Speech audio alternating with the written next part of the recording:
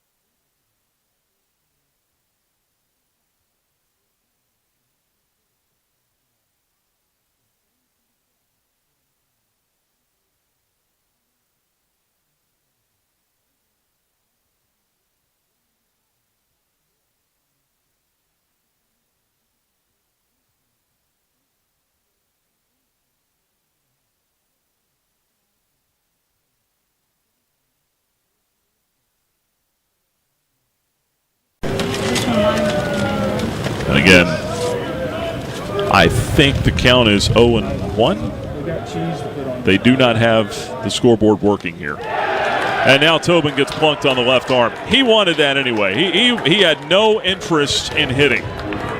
He tried to get hit by the first one. Ben Blair, I think, kind of looking in. The home plate umpire, Nicholas Ketcher, saying the same thing. Like, come on, man. He had no interest in hitting right there. He just wanted to get hit, get on base, and that's what happened.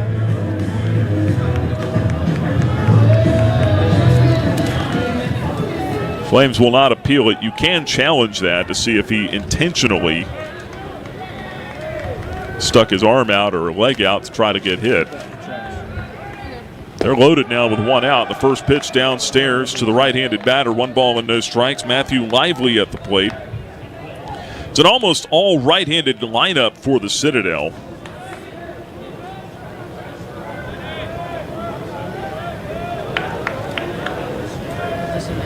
The 1-0.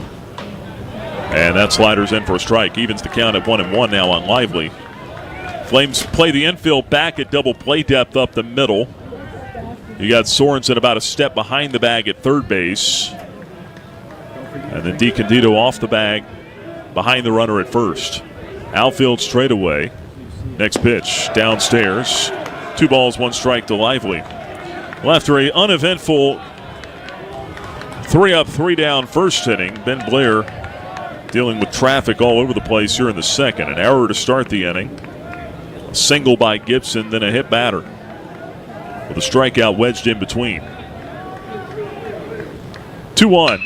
Ground ball toward the middle. Marsh ranging left, gathers it, steps on the pillow for one, on to first in time. That's a double play ball. 6-3, and the Flames are out of it here in the second inning. That'll work. And the Citadel will leave the bases loaded. So no runs across, one hit in the inning, one error, and a couple of men left aboard. And with that, we'll go to the top half of the third here in Charleston, South Carolina. No score. You're listening to Flames Baseball from Van Wagner on the Liberty Flames Sports Network. The light from a star can take millions of years to reach Earth. So when you look at a star, you're looking back in time.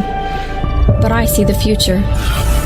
I see exploration and courage. I see my country finding new horizons out there. And I see giant leaps making a comeback. I see myself. The future is where I'll make history.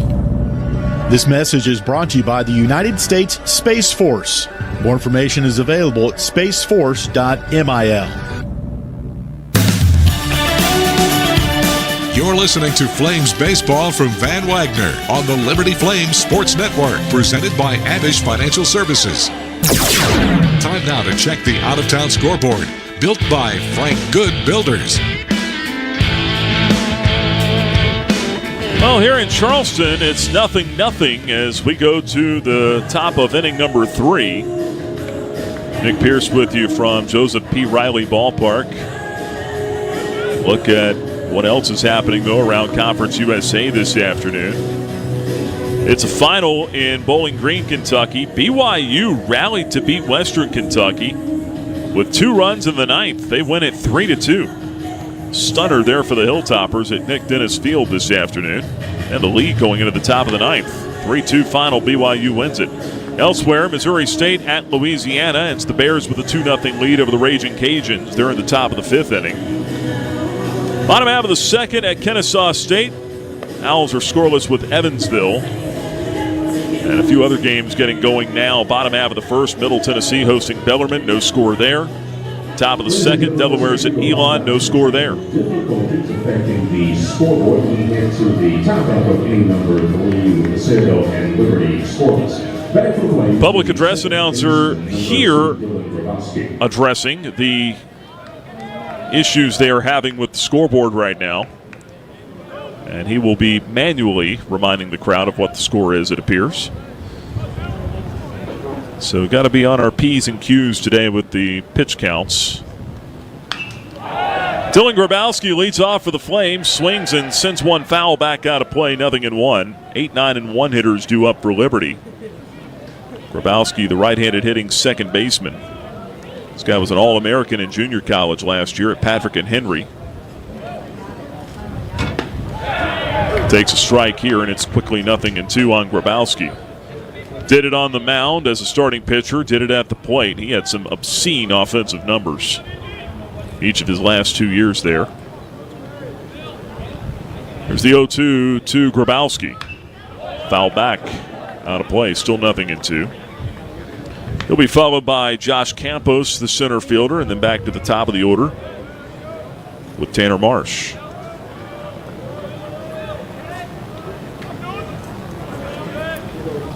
Holmes, the lefty, ready. And the 0-2 now to Grabowski. Took strike 3 right down the middle. That'll do it for Grabowski. He is out number 1 in the third. The center fielder, Out-of-town scoreboard is built by Frank Good Builders. A lot of top 25 scores we'll pass along to you a little bit later here also. Our first pitch of the ball game today was brought to you by Relevant Law. No other pitch more relevant than the first. Find out more at relevantlaw.com. Campos, right-handed batter, takes high, 1 ball and no strikes. He won the center field opening day job. And the Flames outfield was kind of jumbled in those preseason scrimmages. You go out there, you'd see Ryan Drummond center one day, you'd see Josh Campos out there the next. Or they'd be on opposite ends of the scrimmage, the squads, the inter squads. Pitch called a strike at the knees, inside corner, 1-1 on Campos.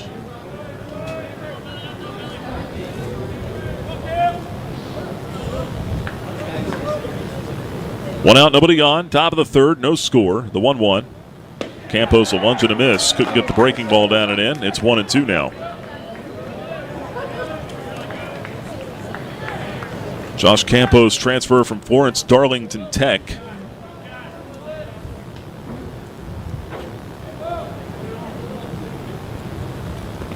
And the next pitch bounces up in there in the dirt. 2 balls, 2 strikes. Hit .340 there. 4 homers, 33 RBIs last year. Now you look up and down this lineup, a lot of guys that produced either at Liberty or at their previous school. The 1-2. Strike 3 call, inside corner. Campos down looking, 2 gone. 5 strikeouts already for Holmes. Take it back to the top of the order now. Here's Tanner Marsh. The shortstop, number 1, Tanner Marsh.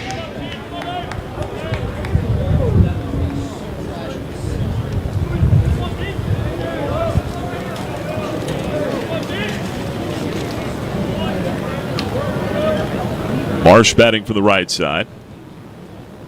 Drew a walk and stole second his first time up. Swing and a miss. Good off-speed pitch there. 0-1. Tanner Marsh has the only stolen base of the ball game. You got to have good feet to steal a base. The Good Feet store can help your feet feel their best. Find the store nearest you at goodfeet.com. 0-1 to Marsh. Lifted foul. Out of play to the right. Quickly 0-2. Now Holmes again. Limited outings last year with the injury, but he's shown off pretty good stuff here today. Draft eligible this year. Southern Conference all-freshman team a couple of years ago. Here's the 0-2. High and outside with a fastball. 1-2 now on Tanner Marsh. Draft year for him as well.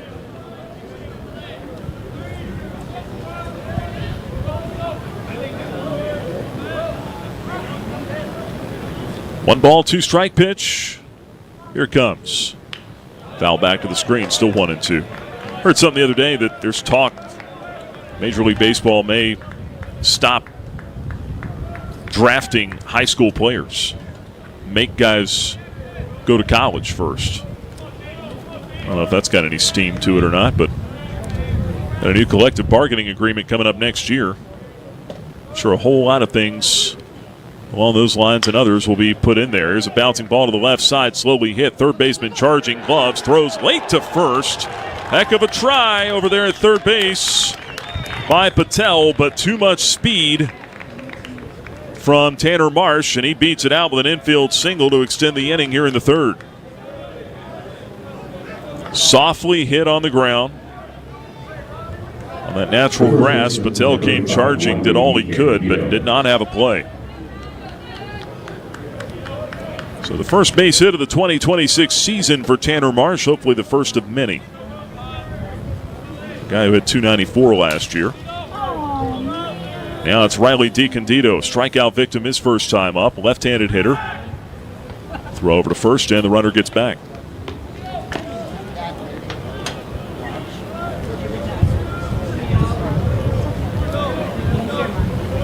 Some shadows starting to creep in out into the outfield grass as the sun begins to set. Look out, that one got away, goes over DiCandido's head and goes to the backstop. A wild pitch will send Tanner Marsh down to second base.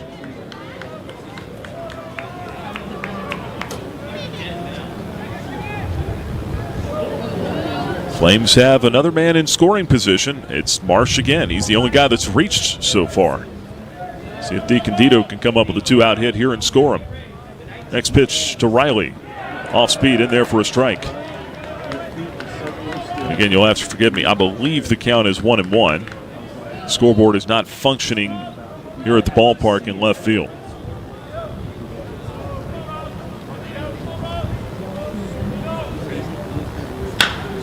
Next pitch, roll over, ground ball to first. That is foul just outside the bag. And so now for sure the count is 1-2 strikes.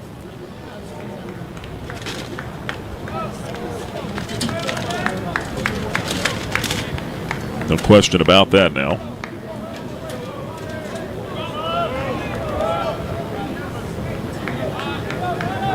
DiCandido was having a good year for the Flames last year. Got off to a slow start. Maryland transfer, but was hitting .255 when he went down with the injury. Next pitch swung on. There's a fly ball out to right field. That's pretty well hit. Williams chasing this one back. He's turned at the wall. It's out of here. And a 2-run bomb for Riley DiCandido. The first of the year for the Flames. They've got their first runs. 2-0 in the third.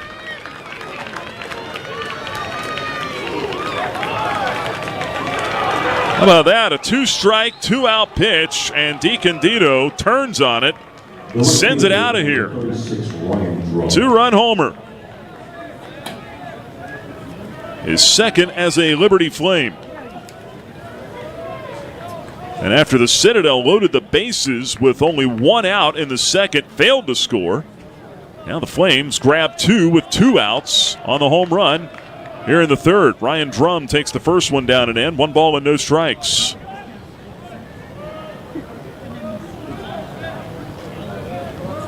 There's a nice jolt through that third base dugout. Give your starting pitcher, who's been pretty good so far, a 2-run lead. Swing and a miss by Drum evens the count at 1 ball and 1 strike. Off the bat, it didn't sound like he got a whole lot of it, to be honest. There was no question when you watched Williams turn tail and run towards that wall out there. Next pitch, a called strike to Drum, and it's 1-2 now on the Flames right fielder. Some 2-out lightning from the Flames. And the 1-2. That ball is blistered high and deep to left field. Anderson going back out onto the track, and it's run down by the center fielder instead. Lively cutting over. Anderson was on his horse, but Lively makes the catch, and that is out number 3. Drum didn't miss by a whole lot right there. And that'll do it for the Flames at the top of the third, but Riley DiCandido, 1 swing of the electric unicorn, gives Liberty a 2-0 lead as we go now to the bottom half of the third here in Charleston. From Van Wagner, this is Liberty Baseball on the Liberty Flame Sports Network, presented by Abish Financial Services. Peary and Woolwine Family Dentistry say go Flames and good luck this season. Peary and Woolwine Family Dentistry provides dental health services including dental implants, cosmetic dentistry, extractions, and more. Their office treats patients of all ages and accepts major dental insurances. Peary and Woolwine Family Dentistry is located at 2229 Mural Road next to EC Glass High School in Lynchburg. You can reach the office by phone at 434-847-5331 and online at PearyFamilyDentistry.com. The Liberty Flames thank Segra for their support. Segra collaborates with companies to offer business-only, carrier-grade connectivity, cybersecurity, voice and cloud solutions tailored to meet their diverse needs. Segra offers these solutions across a fiber network that spans 28 states in the U.S. and is headquartered in Charlotte, North Carolina. They can be reached at Segra.com or 833-GO-SEGRA. Segra, a proud partner of the Liberty Flames Sports Network from Van Wagner. The Flames play here. You are locked into Liberty Baseball from Van Wagner on the Liberty Flames Sports Network, presented by Abish Financial Services. Liberty with a 2-0 lead over the Citadel.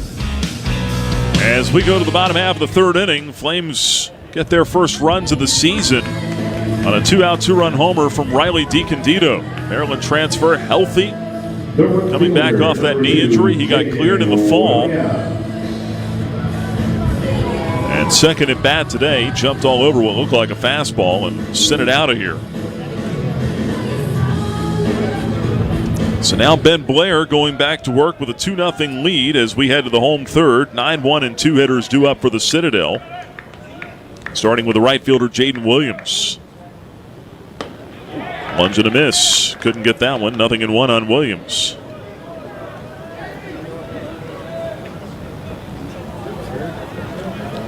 All-time series, 6 previous meetings, and it's been split 3-3 right down the middle with Liberty and the Citadel.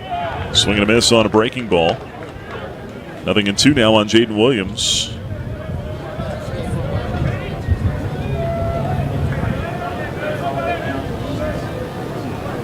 First at bat for Williams.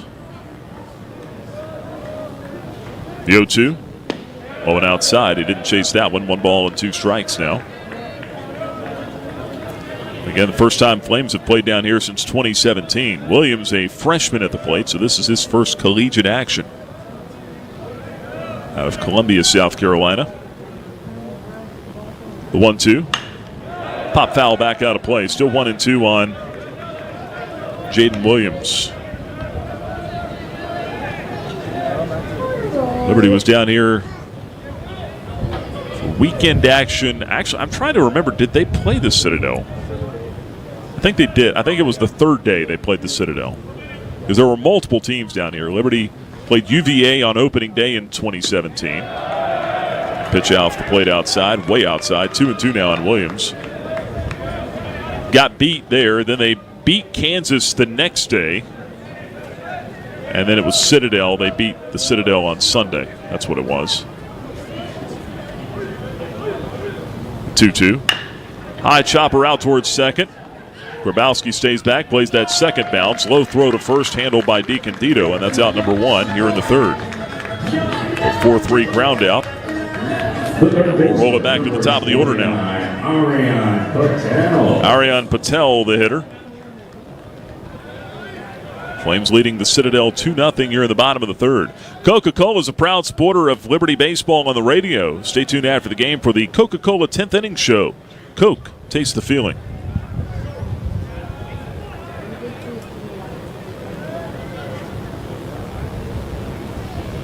Pitch to Patel. Just missed. Where?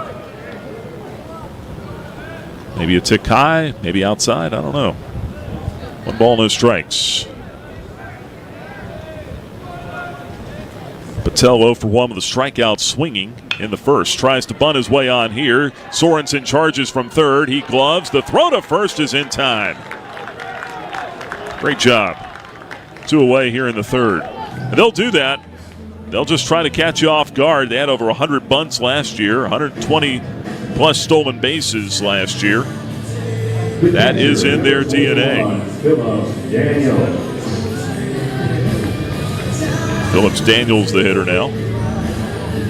Flames spent a lot of time working on bunt defense last week or so, week or two. Well, really all preseason. PFPs. Daniels batting from the right side, 2 down. First pitch in for a strike, going 1. 2-0 Flames over the Bulldogs here in the third. And the good thing is, even with all the bad weather, the Flames have the indoor facility, Liberty Multi-Purpose Center, where they can go in there. They can get live at-bats indoors. They can work on defense. Pitch just off the outside corner. 1 ball, 1 strike on the right-handed hitting Daniels. Helps to have big-time facilities, and the Flames definitely check that box. Really needed them this year with as much snow and ice as we got last month. Pitch downstairs, 2-1 on Daniels. Phillips Daniels, senior out of Columbia, South Carolina. Was all SoCon defensive catcher last year, 57 games.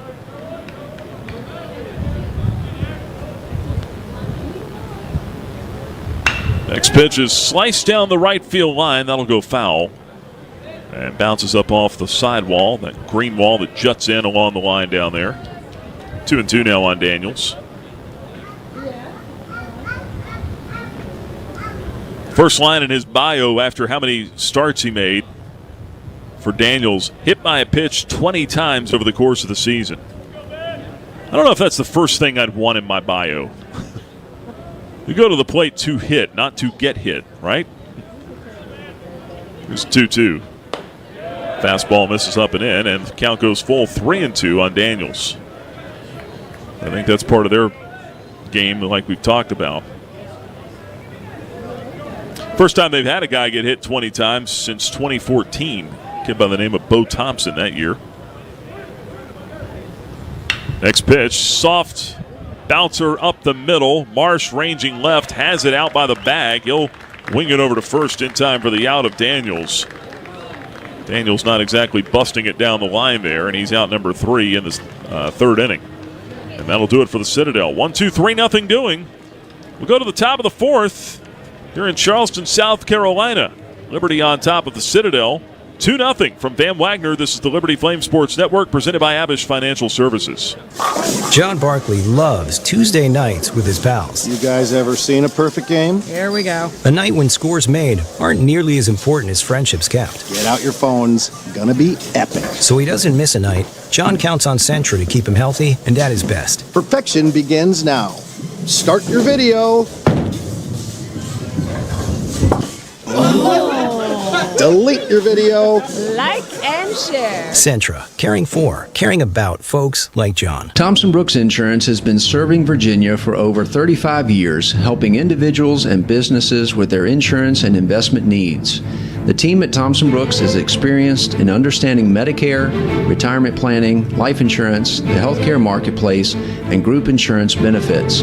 Call Thompson Brooks Insurance at 434-385-8500. That's 434-385-8500, or visit them online at thompsonbrooksinsurance.com. Thompson Brooks Insurance, planning today for tomorrow. This is Liberty Baseball from Van Wagner on the Liberty Flames Sports Network, presented by Abish Financial Services. Time now to check the Carter Bank box score.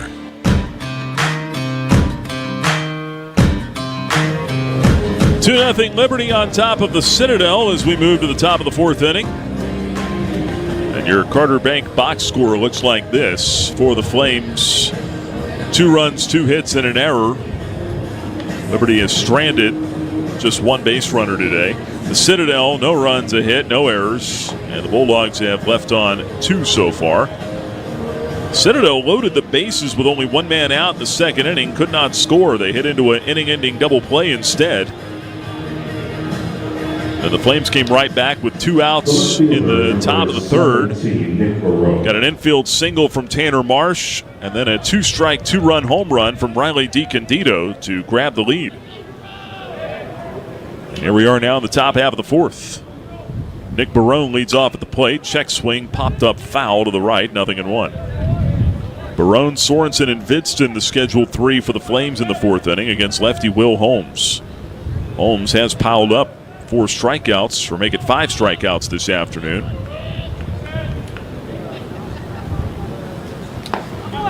Next pitch in for a called strike to Barone, and that'll make it 0-2. Also got a walk in there, but 5 strikeouts. And then got beat by an infield hit, 2-run homer. Swing and a miss. Barone out of there on strikes, out number 1 in the fourth.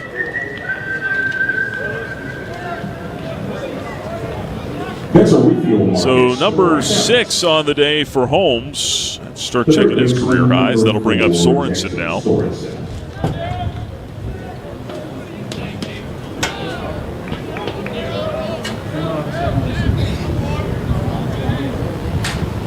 Left-hand batter takes a breaking ball in for a strike, 0-1.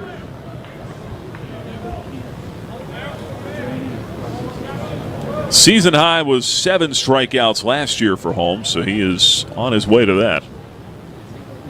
Sorensen takes up and in.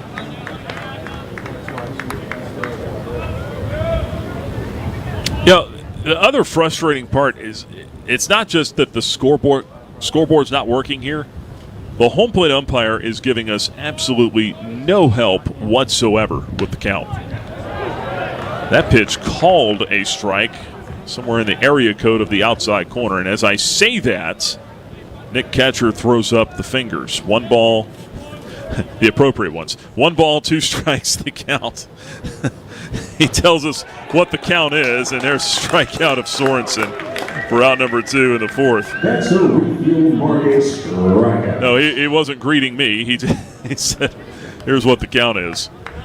The catcher. And now the count is a strikeout. So 2 away here in the fourth.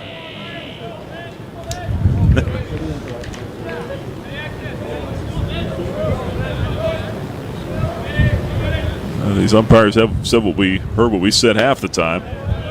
Well, first pitch outside to Vidston. 1 ball and no strikes. 2 down. Flames lead 2-0 in the fourth. Vidston 0 for 1. A fly out to right field. For the Western Kentucky transfer, playing his first game as a Liberty Flame, the 1-0. That one upstairs. 2 balls, no strikes to Vidston. And he was part of a championship-winning ball club last year for the Hilltoppers. 40-plus wins, Conference USA champs. Went to a regional. 2-0, missed down and in. 3-0 on Kyle Vidston. He's expected to be the Flames' everyday catcher this year. Tucker Moore still around. He caught a lot of games last year for the Flames. May see him some in right field. Who knows? Here's a 3-0. And that's low and in for ball 4. So a 4-pitch walk after back-to-back strikeouts. And Vidston will go to first. That's just the second walk issued by Holmes this afternoon. And let's see if the Flames can add to this 2-0 lead here. With another little 2-out rally. Here's Jordan Jaffe. He's got home run thunder in his bat. Strikeout looking his first time up, though. Holmes to the stretch, the pitch. Fastball way high and outside. 1 ball, no strikes. Second turn to the order here for Holmes, and he's starting to struggle a little bit with the command. And right on cue, that'll bring out the pitching coach for the Citadel. The shadow's starting to get a little longer out there in right field as well. With the sun setting, temperature will drop whenever that happens. James Reeves is the pitching coach in year 2, along with Russell Triplett, second-year head coach. Little backstory there. Russell Triplett and Flames head coach Bradley LaCroix were teammates at Clemson back in the early 2000s. They were part of a Tigers team that went to Omaha. And when Bradley was, I think, a year or two older than Triplett is, so LaCroix was a student assistant or assistant coach, volunteer assistant, get it right in a minute, for Clemson. And when he left to move on in the coaching ranks, then there's a ground ball left side. That'll sneak through. Base hit left field. Jaffe's got his first hit as a Flame. Down to second goes Vidston. Diving try for Patel, the third baseman. He went left. Tobin, the shortstop, dove right. Neither one of them could get it. It went right between them. So Jaffe with a 2-out single. That'll put him at first and second now, and that'll bring up Grabowski. Flames leading 2-0. And to finish the story, when LaCroix left Clemson, take the next coaching job, then Triplett took his job as the volunteer assistant at Clemson. That ball down in the dirt, and Daniels can't find it. It goes rolling away from him onto the grass towards the backstop. Now he'll run it down, and the runners will advance on what, to be honest, I'm not sure if they're going to go wild pitch or pass ball. I don't know if that ball hit the dirt first or if that was off his glove and then rolled into the dirt. We'll see how they score it. Next pitch on 1-0. There's a line drive out into left center field and a base hit off the bat of Grabowski. That will score 2. Vidston scores. Jaffe will follow him home. It's a 2-out, 2-run single, and the Flames lead it 4-0. Grabowski with his first 2 RBIs as a Flame. And the free bases come home to roost.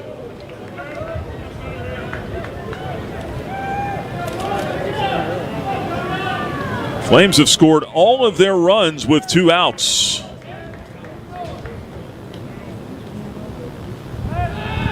Throw over to first, back safely as Grabowski. That'll bring up Campos. A 4-0 lead for Liberty. By the way, they went wild pitch. That got Vidston to second and Jaffe to third, and then they scored on the single, so everything earned. Swing and a miss on the pitch to Campos. He's down a strike, 0-1.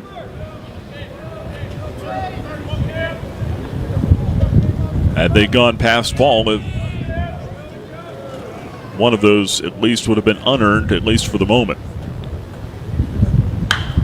Swinging a high pop-up. That's on the infield. Should end the inning. Foul territory now. The first baseman, Hunt, throws out the glove, and wraps it in leather for the final out of the inning. But a profitable fourth inning for Liberty. And again, the Flames do it with 2 outs. 2-out, 2-run single off the bat of Dylan Grabowski. That'll take us to the bottom of the fourth here in Charleston, South Carolina. Liberty leads the Citadel 4-0 on opening day. You're listening to Liberty Baseball from Van Wagner on the Liberty Flame Sports Network, presented by Abish Financial Services. At Carillion Clinic, the success of their employees is based on a culture that welcomes them and nurtures their growth. As the largest nonprofit employer west of Richmond, Carillion's team members are always learning and forever curious. Carillion is more than a healthcare system. It's a team of unique individuals doing what matters most, caring for the community. Visit CarillionClinic.org/careers and search their opportunities. Come join 13,000 employees who are Carillion proud. At Carter Bank, we believe life is best lived full of opportunities and dreams, of goals achieved and promises kept. We've been creating opportunities for more people and businesses to prosper since 1974. That means great local lending, convenient access to your money, accounts and guidance that make it easier to get more done. We are Carter Bank, the preferred community bank of Liberty Flames Athletics. Visit carterbank.com to learn more. Member FDIC, Equal Opportunity Lender. Enjoy Flames baseball with flexibility with a Flames 10-ticket pack. You can mix and match 10 tickets to the games of your choice for just $50. Get yours at libertyflamesbaseball.com.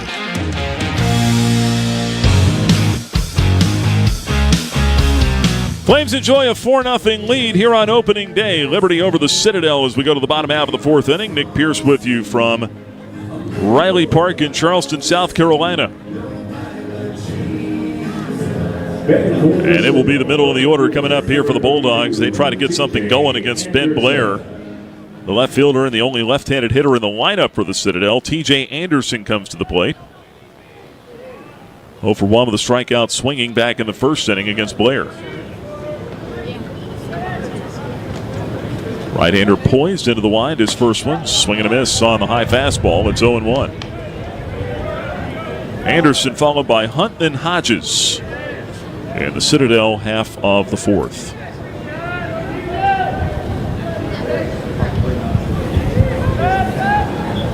Two-out hitting today for the Flames has been on display. Next pitch in for a strike, 0-2. And Blair's done a tremendous job hammering the strike zone. He's hit a batter, although Tobin was up there looking to get hit. No walks. 3 strikeouts so far. And the 0-2. Swing and a miss, strike 3. Tied him up with a fastball in. And Anderson could not get the head of the bat to it. Another strikeout for Ben Blair. Give him 3 on the afternoon. Check that, 4 on the afternoon now.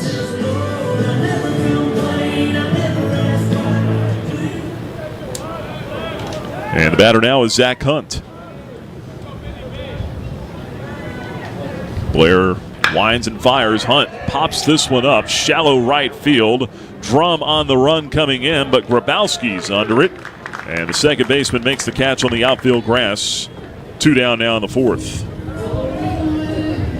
So a pretty ho-hum start to the inning. A 3-pitch strikeout. Now a pop out of the cleanup man, and that'll bring up Carson Hodges.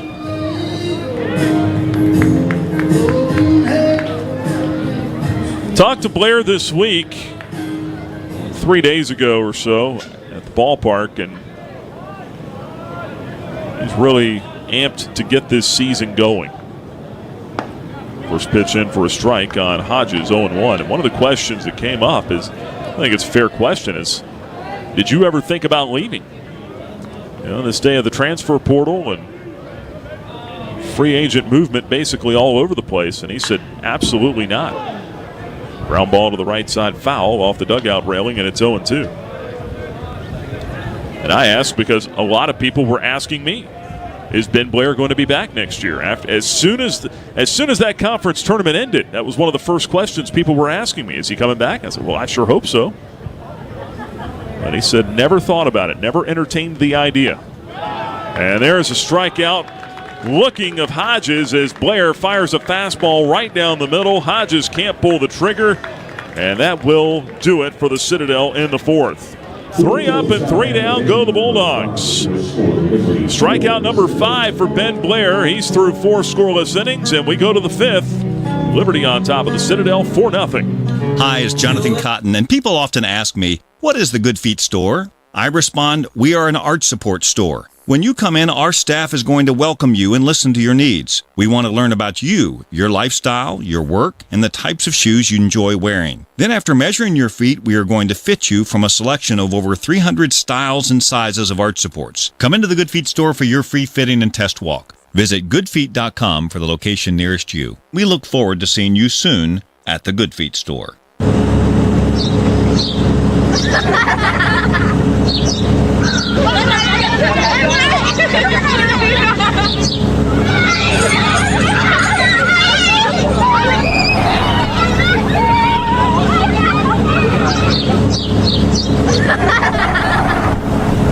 Rogers Heating, Cooling, Electrical, and Plumbing. Your local HVAC experts. Online at callrogers.com.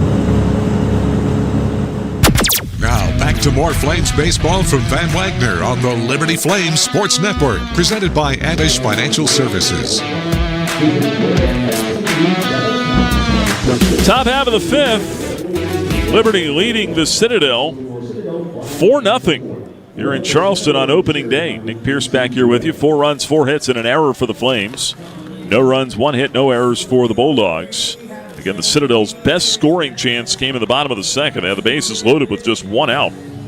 Couldn't get anything across. Then the Flames came right back with a 2-out, 2-run homer in the 3rd. 2-out, 2-run single from Grabowski in the 4th. DiCandido hit the homer. And now the top of the order comes around here in the 5th, again facing Will Holmes. Citadel does have a right-hander tossing down in its bullpen, so the end could be near for Holmes. As Tanner Marsh stands in, facing him for the 3rd time. He'll take high and outside, 1 ball, no strikes. Marsh has been on twice already with a walk and a 2-out infield single. Got a stolen base today, and he scored on DiCandido's homer. 1-0. Low and outside. 2 balls, no strikes. You know, there's no spring training. There's no tune-ups, just the inter-squad scrimmages. That's the difference in college baseball.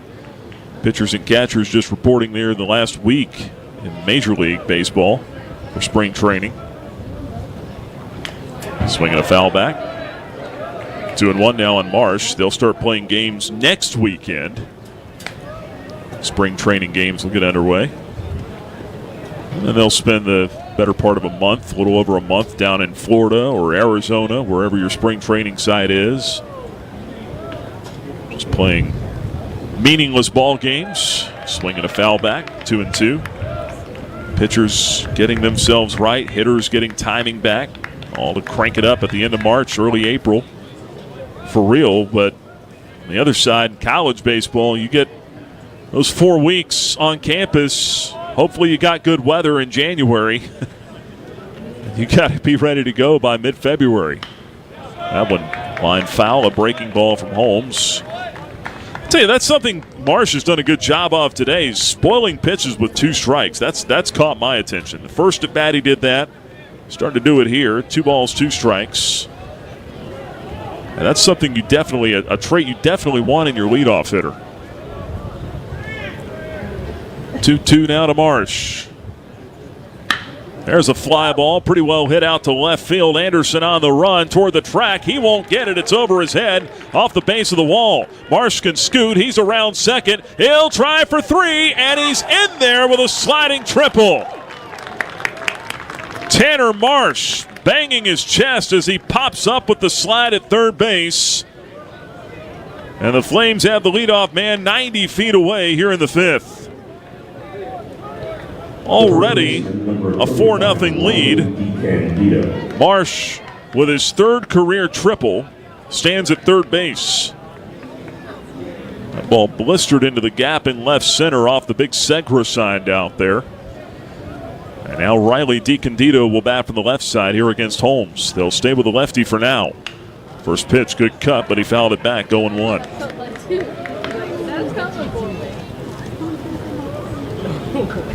Well, if you're trying to get Marsh to take his walks more and create a higher on-base percentage, Something as simple as that, just fighting off 2-strike pitches, is a good place to start. DiCandido gets plunked by this pitch. Looked like something off speed that got away from Holmes. Gets DiCandido and I think the elbow or the back of the arm. And he'll shed the protection gear and toss his bat and trot to first. Hit by pitch for Holmes, puts him on the corners. And that'll bring up Ryan Drum, and let's see if there's a decision to be made here for the Citadel. They got a right-hander warming in the bullpen, and right on cue, I think we're going to get a pitching change. They left Holmes in to pitch to the lefty, DiCandido. He ends up hitting him. Next two men are right-handed, Drum and Barone. So they will go ahead and make the call to the bullpen here.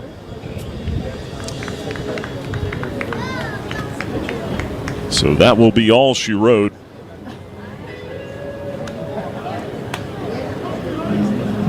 For Will Holmes here on opening day. Not a start he's going to want to remember. Call to the bullpen brought to you by Haley's Appliance. Liberty 4, the Citadel nothing. Runners at first and third. Nobody out here in the top of the fifth inning. And we'll step out and have the pitching change when we come back. Hey, you look like you could use a nap. No, not a nap, an app. The Liberty Flames mobile app. It's your lifeline to Flames athletics. Get the latest news and your favorite teams, upcoming schedules. You can buy and download tickets to the next games and listen to podcasts and hear our online Liberty Flames Sports Network audio broadcast. It's all on your new app, the Liberty Flames mobile app. And of course, it's free from the App Store or Google Play. Get it. At this time, the app will no longer make you a sandwich. Flames Nation, this is Liberty Baseball head coach Bradley LaCroix. My family and I are proud Flames Club members and invite you to join in training champions for Christ on and off the field.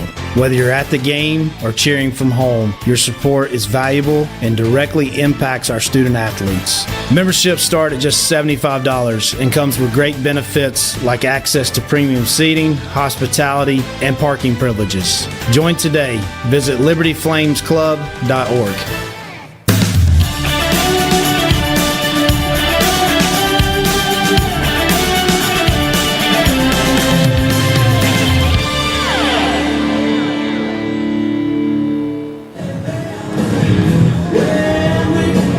Right-hander on to pitch for the Citadel. This is Zane Davis taking over for Will Holmes. Liberty leads it 4-0. And the Flames have him at first and third with nobody out here in the top of the fifth. Holmes with 81 pitches, 56 strikes today. 4+ innings, gave up 5 hits, including a homer. Had 2 walks and tied a career high with 7 strikeouts. But 2-out damage, his undoing. And now the first 2 reach against him here in the fifth. And Ryan Drum with a big chance here steps in. Drum sent one out to the warning track his last time up. Right-handed batter. Pickoff throw over to first by Davis, and the runner gets back.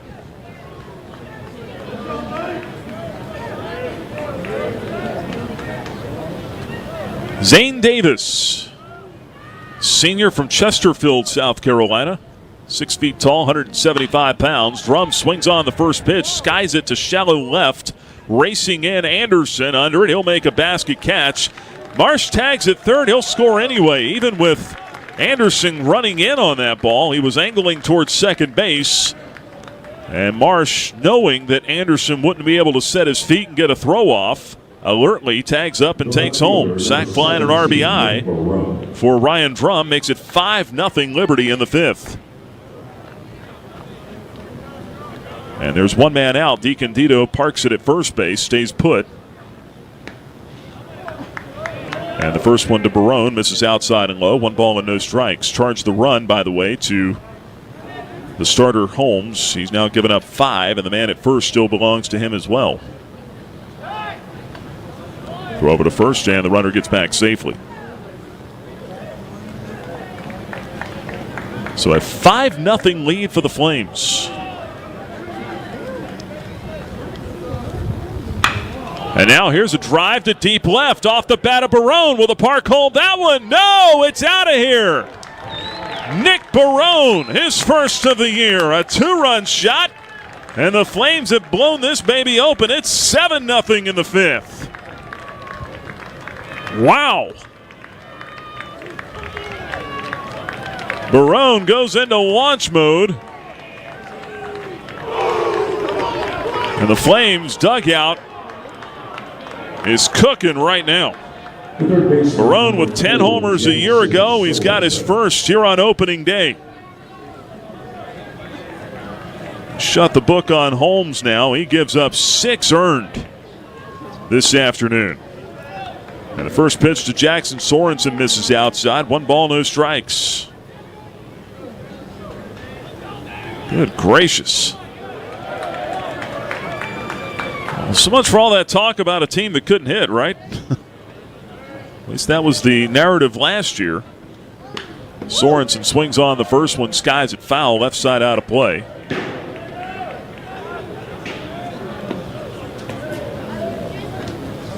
And put all that noise to bed.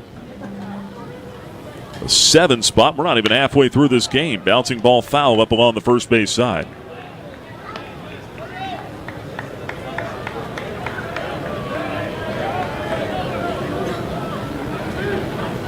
Liberty team that hit .248 last year. Dead last in the conference. Pitch is high and away. 2-2 the count now on Sorensen. Not just dead last in Conference USA. That was the lowest team batting average for the Flames at the Division I level. Outside 3-2. Since Liberty had become a Division I program in 1988, that was the lowest team batting average the Flames had ever posted. There's a 3-2 now to Sorensen. And that's outside for ball 4. He'll pinwheel his bat over to the dugout, shed the shin protector, elbow guard, and trot to first. So now a walk compounds things. There's should be some more bullpen action here shortly for the Citadel as Kyle Vidston comes to the plate. There is no 3-batter minimum in college baseball, but if there was, Davis would have already met that. Pitch in for a strike. It's 0-1 on Vidston.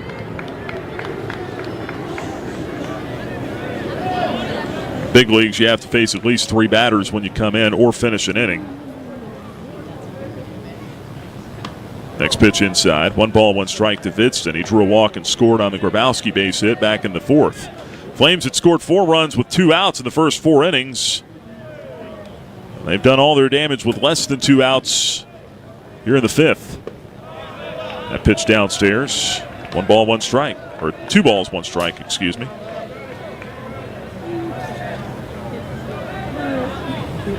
A 3-run 5th. Flames lead 7-0. Next pitch inside. 3-1 on Vidston.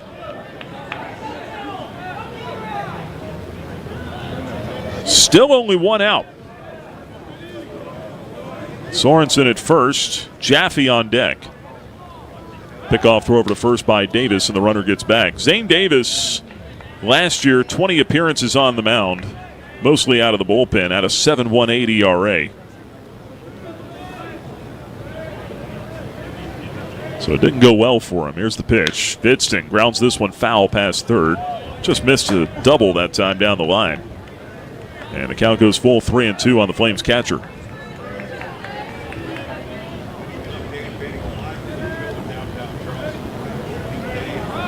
Three balls, 2 strikes, 1 out, a man at first. 3 in the inning. Runner goes, doesn't matter. The pitch is high. That's ball 4. And Vidston will go to first base. That's back-to-back walks now from Davis.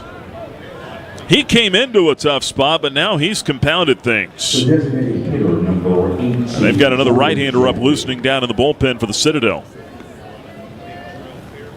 And Jaffe coming to the plate.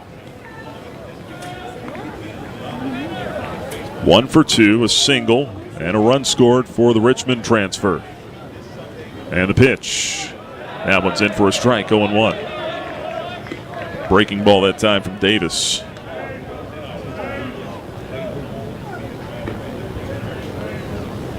Davis out of the stretch here, checks the runner at second. And the 0-1. Parks another one over the plate that time. Outer third, called a strike, 0-2 on Jaffe. Those shadows even longer now, creeping out over the infield as the sun sets here. Hitter and pitcher still in sunlight, though. The 0-2. Yanked it outside and low. 1 ball and 2 strikes. You've got a little bit of an overhang here for the bleacher seats that wrap around the backstop and down the lines here, but those overhangs don't really impact the shadows at all. That one just off the corner outside. 2-2 now on Jaffe. It's more of the trees out beyond the right field wall, the video board. Those are the shadows you deal with here. The 2-2. Jaffe lifts this one to straightaway center field. That'll be playable. Lively to his left puts it away, and that's out number 2. Jaffe just trying to spoil something or maybe put it in play to the right side, and instead flies out to center for the second out. The second baseman, number 2. Bring up Dylan Grabowski now.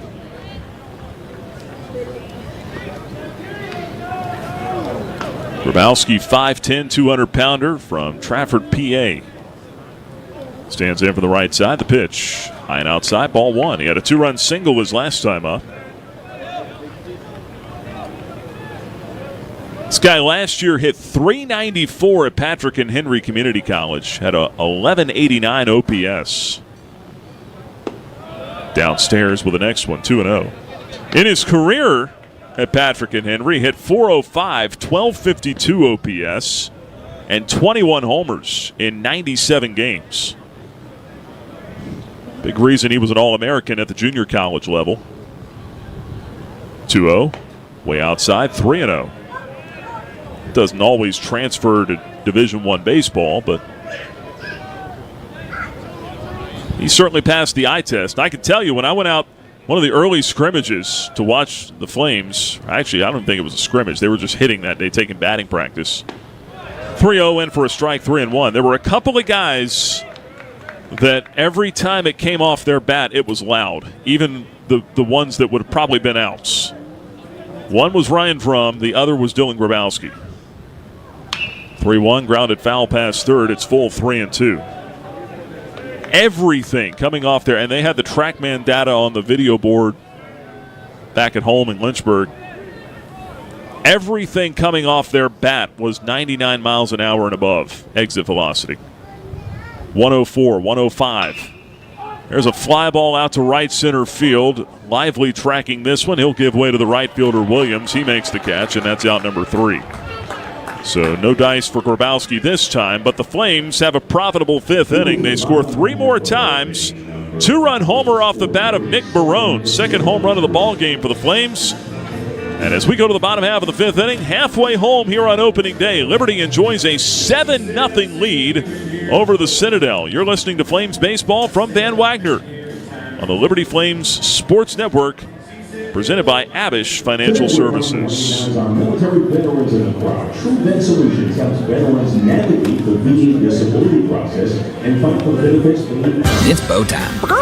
Carolina legends aren't born. They're handmade, only in Bo's Real Southern Kitchen. It all starts with fresh, never frozen chicken marinated for 24 hours in a flavor-packed blend of bold Southern seasonings. Then we hand bread and fry it to crispy, juicy, mouth-watering perfection. That's not just any chicken, that's the Carolina legend. Order some Bojangles and taste what everyone's been craving since 1977. It's bow time. Turn up the heat. Foster Fuels is a proud partner of Liberty Athletics. Foster has been fostering warm moments for 100 years. Headquartered in Brookneal, Virginia, Foster has been providing exceptional propane and gas services since 1921. Stop by one of our 6 showroom locations across Central Virginia to view our wide range of products. From propane to fireplaces and grills to tank installs and tankless water heaters, Foster has it all. Download our app or visit fosterfuels.com for more info. How would you like to track the next Flames baseball game from your very own private area in the Flame Train? Details on how to see the game from our right field locomotive. Just call 434-582-SEAT or go to libertyflamesbaseball.com to get on track. 7-0 Liberty leads the Citadel as we go to the bottom half of the 5th inning here on opening day 2026. Nick Pierce with you. And due up is Michael Gibson for the Citadel. Had a base hit to left his first time up off Flames starter Ben Blair. He takes the first one for a ball, 1-0. In fact, Gibson has the only hit of the ball game for the Bulldogs. That single to left back in the second inning. Next pitch in for a strike. Evens it up at 1-1 on Gibson. Blair trying to get through 5 today, get himself in line for a win. 6-4 last year. The 1-1. Just off the plate inside. 2 balls, 1 strike on the former Flame, Michael Gibson. I want to say Gibson was a Florence Darlington Tech guy as well. He surfaced in Division I last year. He was at Charleston Southern to start his career. This one off his thumbs, rolled to short. Marsh has it, off balance throw to first in time to get Gibson.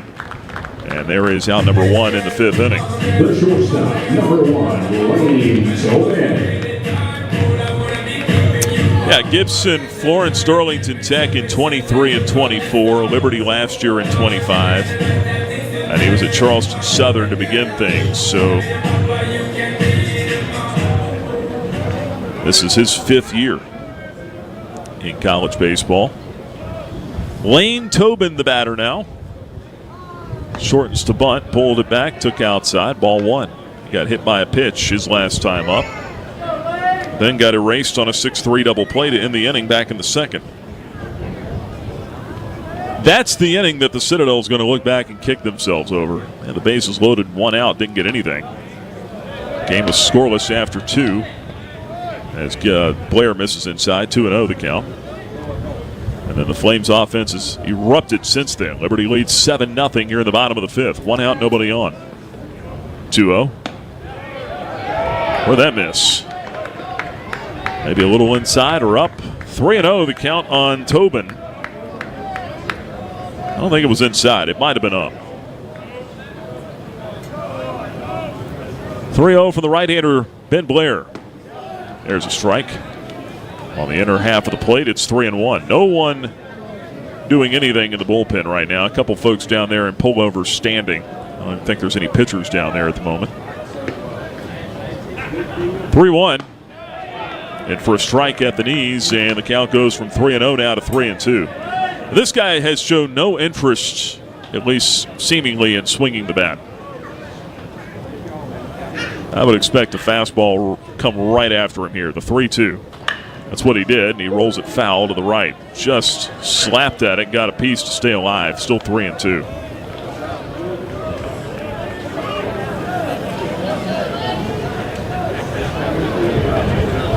Seven 0 Flames here in the bottom of the 5th. Lane Tobin with a 3-2 count. And another one is swung on, dribbled foul. He has to swing the bat here with 2 strikes. Still 3-2. Tobin, a graduate student from Summerville, South Carolina, nearby here.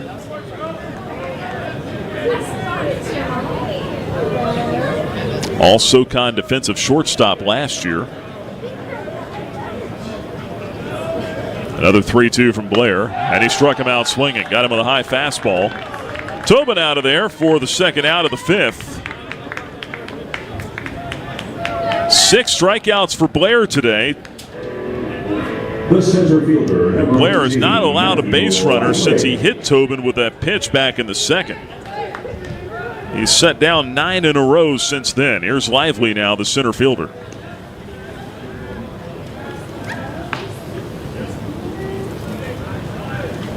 Right-handed batter, 0 for 1, hit into the double plays. Shortens to bunt, takes a strike, 0-1. And you would think with the offensive approach mentality that this team has, a 7-0 deficit seems almost insurmountable. They're going to need some help to get back in this thing. And Ben Blair is not offering them a helping hand at the moment. The 0-1 is tapped foul back behind the plate, 0-2. Blair a pitch away from sending us on to the 6th. Bases clean, 2 men out. Matthew Lively barely got a piece of that last pitch. He'll climb back into what's left of the right-handed batter's box. And here comes the 0-2 from Blair. Swung on, missed. He got him with a slider. Strikeout ends the inning, and that'll be all she wrote for the Citadel. Ben Blair, 2 more strikeouts in the 5th. Give him 7 on the day. What an opening day start for Ben Blair. You've seen Rev Power. 5 shutout innings. We go to the 6th. Liberty 7, Citadel zip. You're listening to Flames Baseball from Van Wagner. This is the Liberty Flames Sports Network presented by Abish Financial Services. Frank Good Builders is a proud supporter of the Liberty Flames. Frank Good Builders and its partners design and build beautiful custom homes in the Lynchburg and the surrounding areas. From designing a plan to picking out fixtures, Frank Good Builders works with you to design and build your truly custom dream home. Frank Good Builders can be reached at 434-238-3710 or frankgoodbuilders.com. You're listening to Flames Baseball from Van Wagner on the Liberty Flames Sports Network, presented by Abish Financial Services. Time now to check the out-of-town scoreboard, built by Frank Good Builders. Well, here in Charleston, it's Liberty with a 7-0 lead over the Citadel as opening day baseball goes to the top of the 6th inning here. Elsewhere, they're at the top of the 9th inning already in Lafayette, Louisiana. Missouri State leads Louisiana 4-2 there. Kennesaw State trailing Evansville 2-1. Bottom half of the 6th inning in Metro Atlanta. Middle Tennessee at home with a 4-2 lead over Bellarmine. Elon has erupted on Delaware. 5-0 Phoenix lead that one in the bottom of the 4th. And Dallas Baptist all over Binghamton right now. 6-2 that game in the bottom half of the 4th inning. Patriots still batting there. Game 2 of a doubleheader with Western Kentucky and BYU. I forgot they did alter their schedule for weather this weekend. BYU took the first game 3-2. They rallied in the 9th. Western Kentucky leads BYU 2-0 in the top of the 3rd at Nick Dennis Field in Bowling Green, Kentucky. And Louisiana Tech shutting out Houston Christian at the moment, 2-0 at the Love Shack down in Ruston. Also, Cincinnati has a 1-0 lead at Jacksonville State. They're in the bottom half of the 2nd. And New Mexico State's at Baylor. They are scoreless in the top of the 2nd. Out-of-town scoreboard built by Frank Good Builders. It'll be the 9-1-2 hitters coming up for the Flames here in the top of the 6th, starting with Josh Campos. He'll be facing a new pitcher. And the right-hander misses downstairs with the first one. 1 ball and no strikes.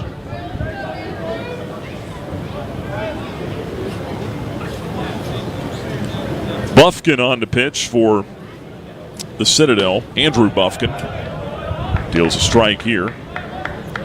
That'll even things up at 1-1. Tell you more about Mr. Bufkin in just a moment.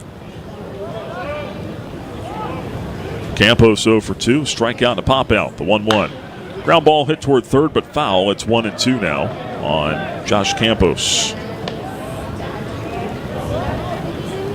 Temperature starting to drop a little bit as the sun sets. The entire field covered in shadows now. With the exception of a little sliver of sunshine off the helmet of Campos, the hitter. Down and away, 2 balls, 2 strikes to Campos.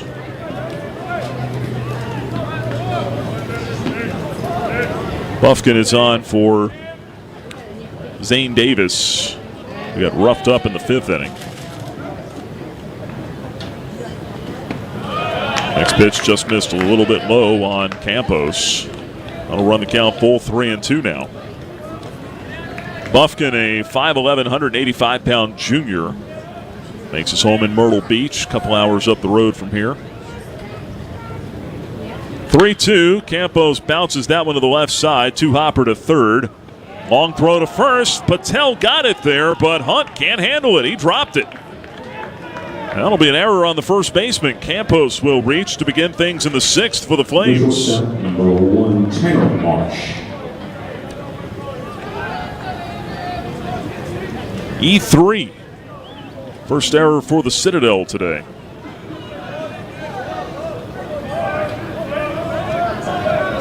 That's not Patel's problem. He didn't bounce it. Ball was just dropped over there at first by Hunt. on the stretch. Top of the order, here's Marsh. Let's see if the Flames will make him pay for it. Pickoff throw over to first. Runner scampers back. Bufkin a year ago at USC Sumter, 7-4 record. Had a 3.86 ERA. 81 2/3 innings pitched in 14 starts. Only had 51 strikeouts. Throw to first, runner gets back again. Flames on top 7-0 here in the top of the 6th. And hunting for more. Marsh at the plate. He's been on base 3 times today. Scored twice. Hitter waiting on the first pitch. He gets it inside. 1 ball, no strikes. Marsh tripled his last time up. Came in to score on the sac fly by Drum. Singled infield hit with 2 outs in the 3rd. Scored on the very next hitter, DiCandito's 2-run homer. And walked and stole a base back in the 1st. Great day for the leadoff man. Takes a strike. Evens the count at 1-1. He's been in the middle of just about everything today.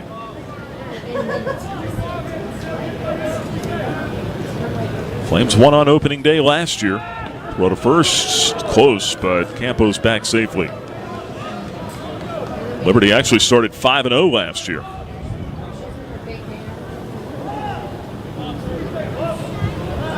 Campos 12 stolen bases last year for Florence Darlington Tech. They're keeping a close eye on him as right-hander Bufkin throws over again.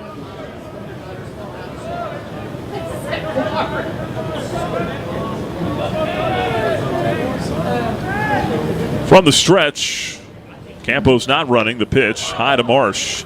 2 balls and a strike. You better worry about the guy he's got at the plate here.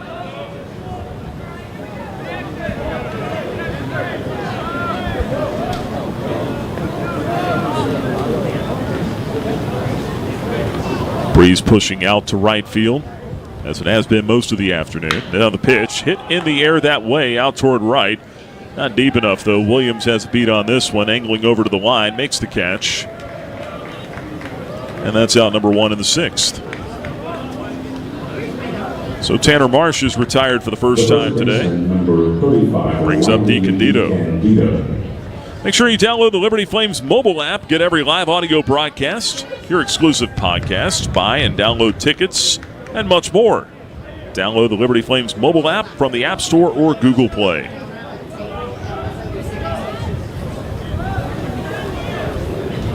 7-0 Liberty in the 6th. And the first pitch outside to DiCandito. 1 ball, no strikes. Riley got the scoring started for the Flames back in the 3rd inning with that 2-run homer.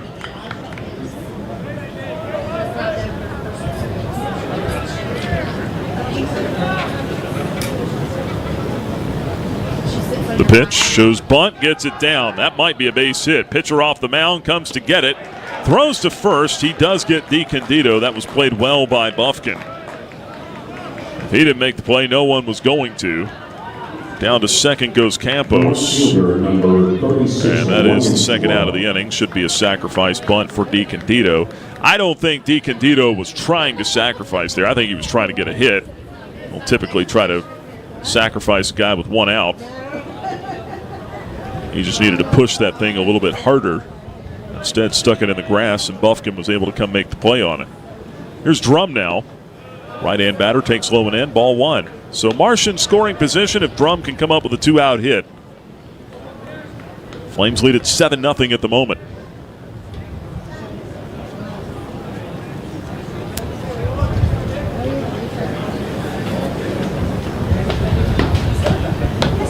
The 1-0.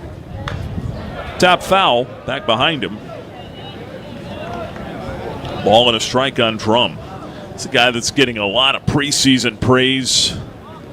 A lot of preseason reports on D1 baseball. Really like this kid.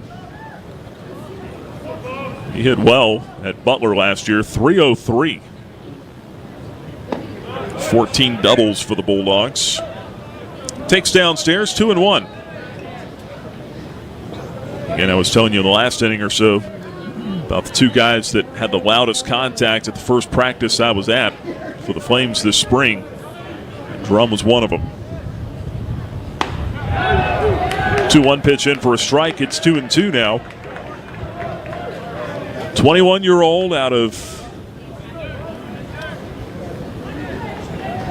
Madison, Wisconsin. Cold weather doesn't bother him. One tap foul at the plate, still 2-2. He had 303 last year, just 17 walks and 44 strikeouts at Butler, but look at the offensive production, 38 RBIs, hit 6 homers in 54 games. Likes to swing the bat. Let's bring some new baseballs, or no, that's not what they did. Looks like a pair of glasses the home plate umpire and catcher had picked up and handed to the bat boy for the Citadel. That's what it looked like. I'm not sure if that's what it was. Pickoff throw down to second. Campos back in with a head first dive. He reached on an error to begin the inning.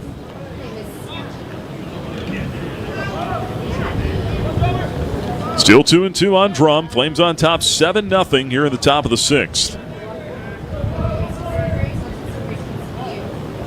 And the 2-2. Outside. Full count, 3 balls, 2 strikes. Get 2 more games with these guys here this weekend. We'll have to keep an eye on the schedule, by the way. Looks like bad weather on Sunday.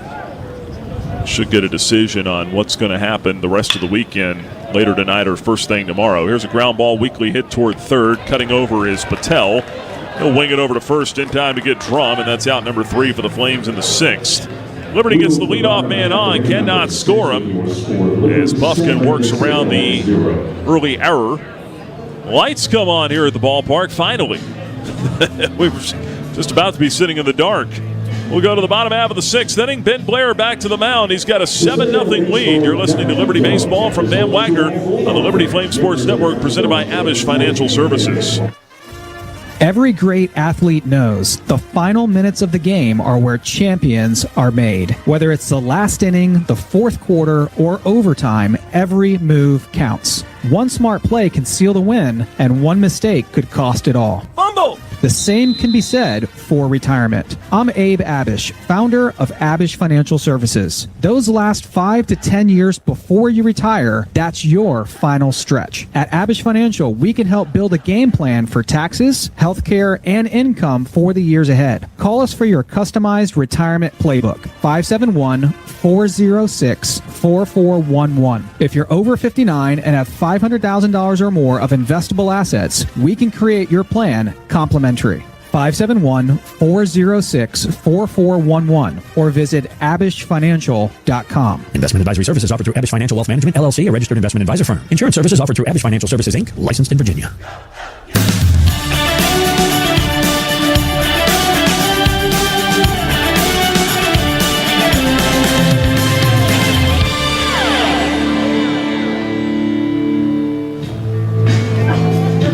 Well, Ben Blair heads back out there for the 6th inning.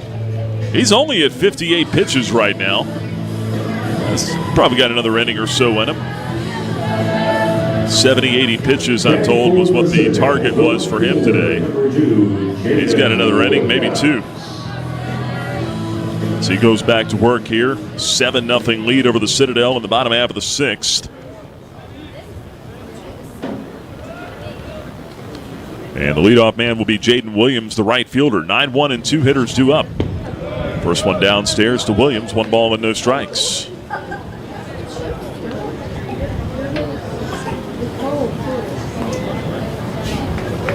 Blair has been not perfect today, but pretty close to it. Only 1 hit allowed so far as Williams takes a strike to even the count, 1-1.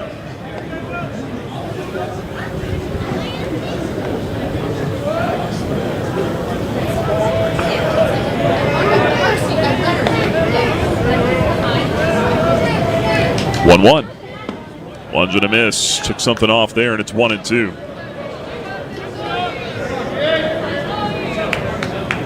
A little bit of tossing starting in the Flames bullpen, a left-hander.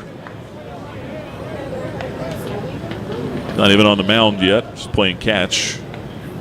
1-2, liner toward third, and that caught at the shoelaces by Sorensen. And there's out number 1 in the 6th inning. Soft line drive right at the third baseman. The third baseman, number 29, Aryan Patel. And back to the top of the order now with Aryan Patel.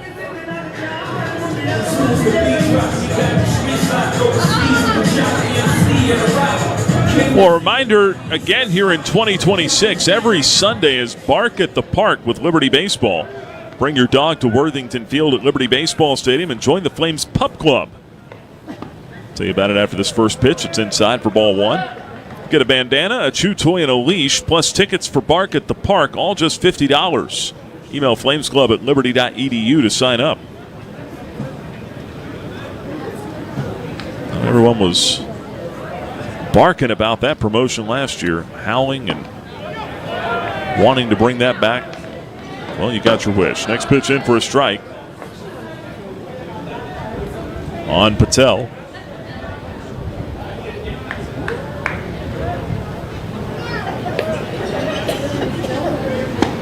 0-1 in for a strike as well. 0-2. Excuse me, 1-2. Again, the scoreboard has not and appears will not work at all today. Hopefully they get that corrected by tomorrow. 1-2 pitch, swinging a foul tip off the end of the bat. Still 1 ball and 2 strikes. And I swear it almost feels like they've turned the air conditioner on here in the press box. It has dropped considerably, the temperature. It could just be that the sun has gone down here. But it almost feels like there's a cold breeze blowing in from over top of me. 1-2, weakly tapped off the end of the bat. Bouncer back to the mound, handled by Blair. He'll take it halfway to first and underhanded over there to DiCandido for the first out of the inning. Excuse me, the second out of the inning. The catcher, number 21. He has made it look easy today, folks. Go back to that conversation we had this week on the podcast. How he never thought about going anywhere else in the offseason, wants to be here at Liberty. He said, I want to win with these guys. So that means a lot more to me than going somewhere else to some program where they probably are going to win games with or without me. So I want to be here. I want to win with these guys that I've gotten to know and love over the last couple of years. Phillips Daniels, the hitter, now takes the ball outside 1-0. I thought that was one of the more striking comments that I've heard from a student athlete in any sport over the last 2 or 3, 4 years. Foul back off the bat of Daniels now. Just don't have a lot of guys that really think that way anymore. And I'm not knocking anybody for trying to go get their bag or go get their situation. Next pitch, Patel sends it in the air, or Daniels rather, sends it in the air, foul out of play down the right field line. 2 strikes on him.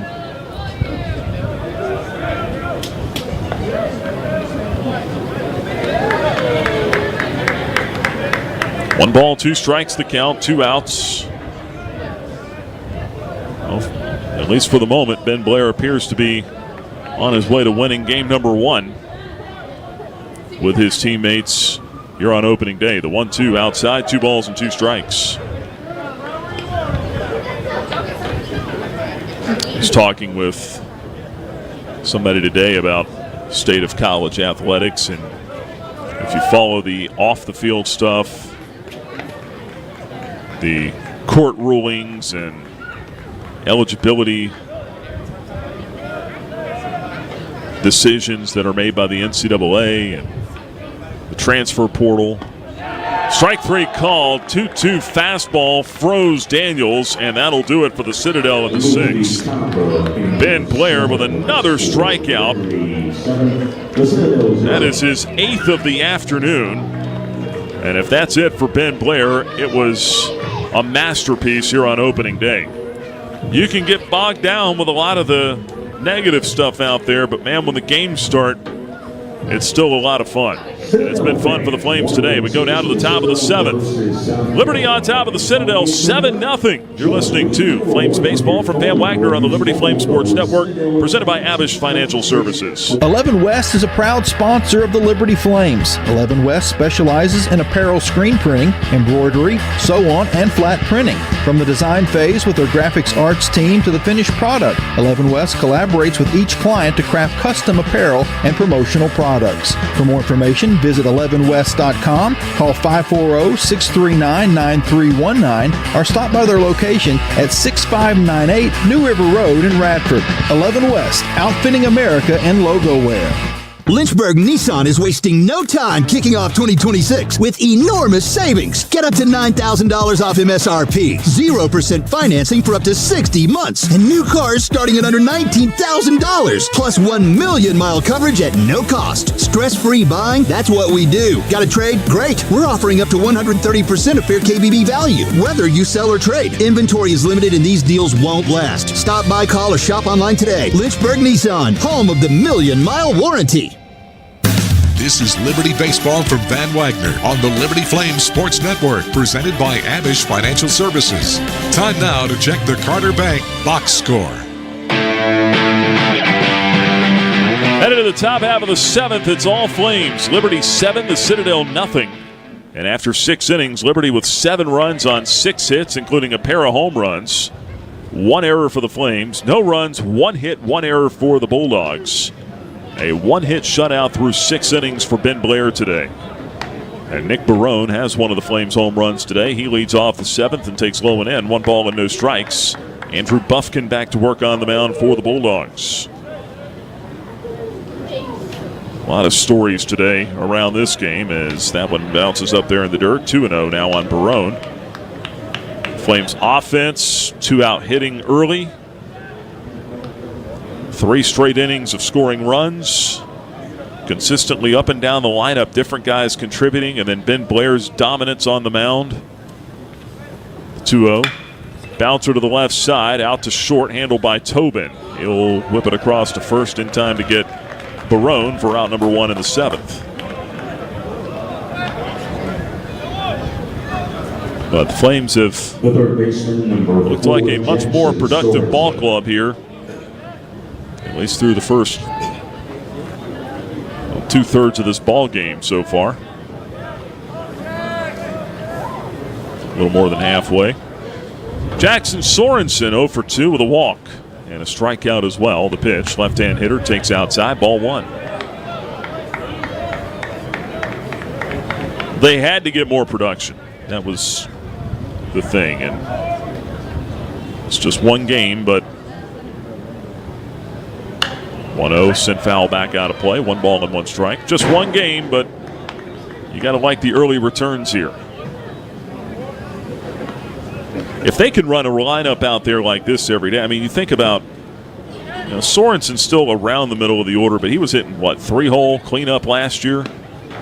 And doing it through the struggles. Pitch low and outside, 2-0, or 2-1 rather. You got Jaffe, a guy who had 10 homers last year, hitting in the 7-hole. Grabowski, a JUCO All-American, hitting in the 8-hole. There's a line drive toward right. That will lay down for a base hit over the second baseman, Hodges, who was playing in shallow right field almost as a rover. And Sorensen finds a hole. He dumps that one out onto the outfield grass for a 1-out single in the 7th. The catcher, number 9. Hit number 7 for Liberty. And now Kyle Vidston stands in.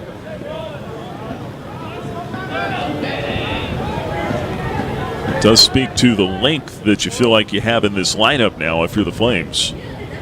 And quality depth. Here's a ground ball to the left side. Handled at third by Patel. He'll go to second for 1. Back to first, not in time there. Vidston will avoid the double play ball as it took too long to get that around the horn. 5-4 fielder's choice. 2 away now. Brings up Jaffe. And it also reminds me of the Ortho Virginia injury report, which we did not get to earlier. Jaffe is actually one of the names on it. He's got a thumb that's giving him some problems right now. Throw to first, runner back. Happened sometime in the preseason. He moved about a week ago, he was playing first base instead of third. He played primarily first all last year at Richmond, but the Flames had him at third base early in preseason this year for some scrimmages. Ground ball foul to the left. 0-1 the count. And Jaffe, it doesn't affect him when he's hitting, but it is his throwing hand. It affects his throwing across the diamond. So he was not going to play third today, and the Flames just effectively just shut him down on the field and said just DH. We'll put DiCandido at first, and then Sorensen moves from first to third. Pitch low and in. Ball and a strike on Jaffe. It's one thing the Flames have is they do have some versatility. Those three interchangeable parts. DiCandido had played some right field in preseason as well. 1-1, big swing and a miss. Took something off there, and it's 1-2. 2 out, a runner at first in the top of the 7th. Liberty leads the Citadel 7-0.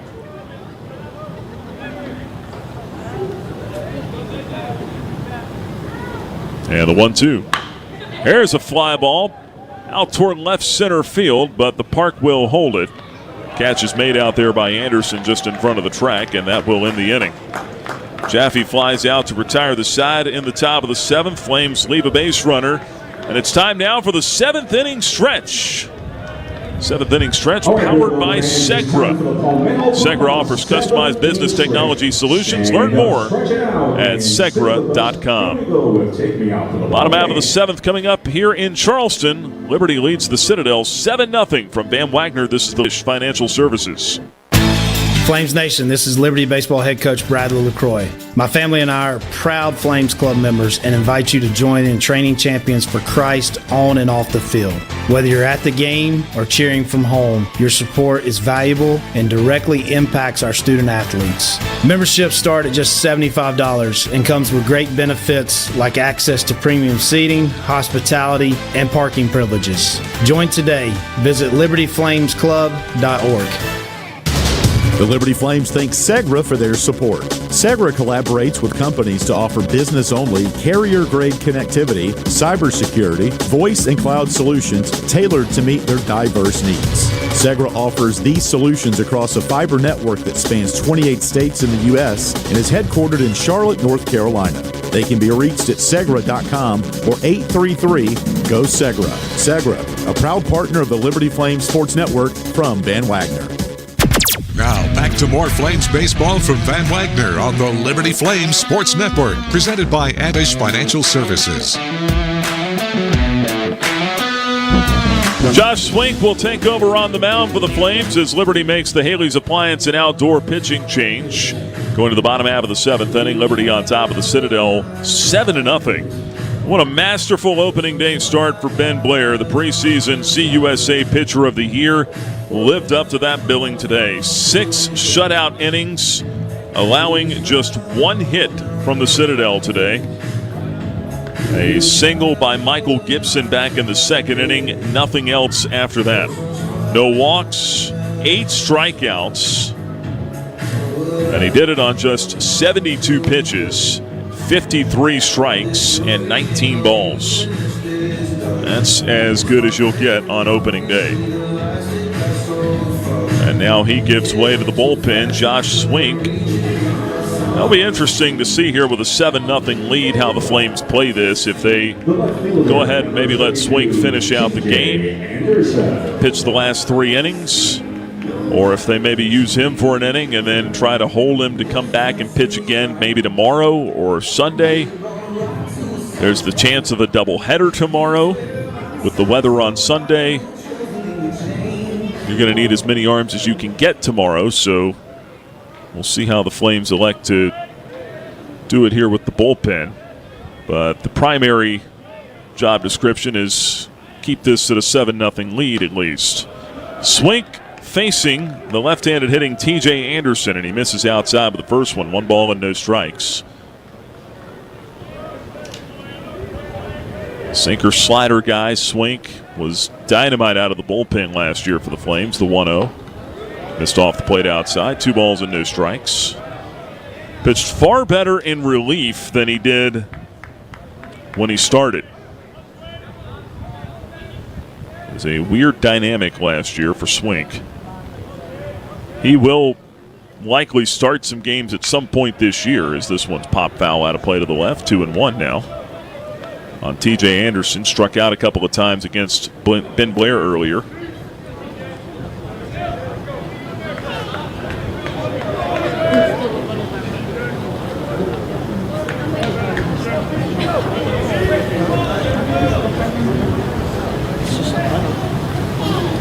Here's 2-1. Moving outside, 3-1.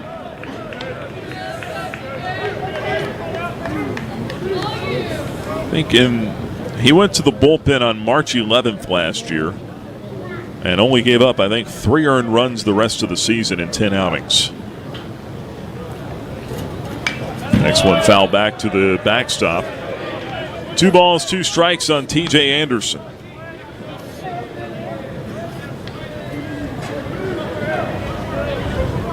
Could be less thinking when you go into that role. You know, when you're starting, you're always thinking and game planning, and not that you don't do any of that as a reliever, but there's less time to sit around. You're not, you're not off to yourself in pregame. You're lifted foul to the left. Still 2-2. Just more involved. You're I don't know. It's just different. It's a different dynamic coming out of the bullpen and starting. Some guys do better when they don't know if they're going to pitch on a given day.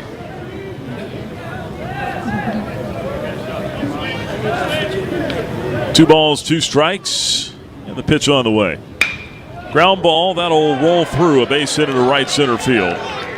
Big turn at first, and a little late getting out there to it in right field was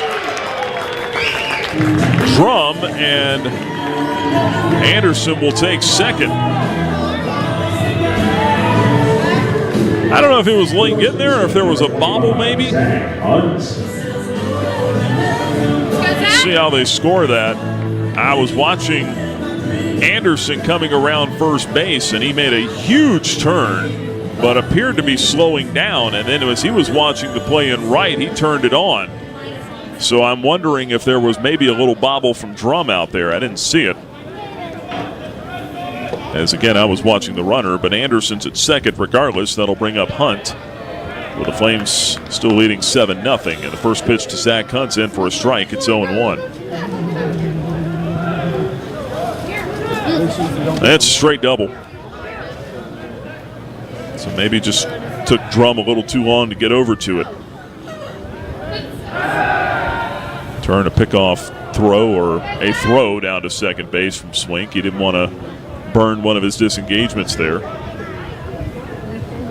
You can throw over as many times as you want to in college, but you can only step off once per hitter.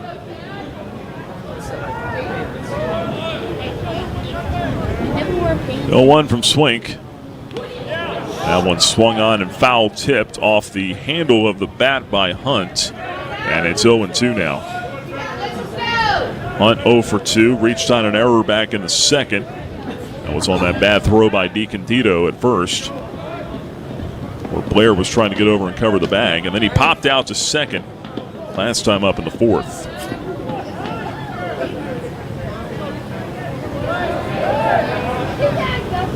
No balls, 2 strikes, and the pitch.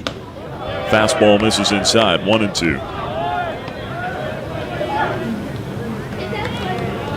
Swink's got a sinker, a cutter, a slider, and a changeup. That sinker has some elite run to it when it's right. Strike 3 called right there. Right down the middle. Hunt caught looking on what looked like a 2-seam fastball. And Swink's got his first strikeout. There's out number 1 here in the 7th. Number 10, Carson Hodges. Strikeout number 9 for Flames pitching today. 1 away in the 7th inning, and that'll bring up Carson Hodges. Flames still leading at 7-0. Hodges 0 for 2 with a pair of strikeouts. Turn, throw down to second, and Swink threw it into center field, but quickly up with it is Campos. And Anderson will have to stay at second base. He dove back into the bag. Grabowski went lunging over top of him to try to get the errant throw. And so Anderson never had a chance to get up and advance. Caught a break there. Wouldn't be too worried about him at second base now. Not with a 7-0 lead. Pitch outside. 1 ball, no strikes. Just need to focus on executing pitches here. 1-0 the count on Hodges. Freshman second baseman. Here's the 1-0. That's in for a strike. Evens the count at 1-1.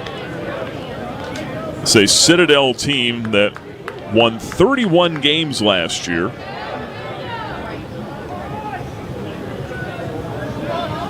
It's their highest win total in more than 10 years.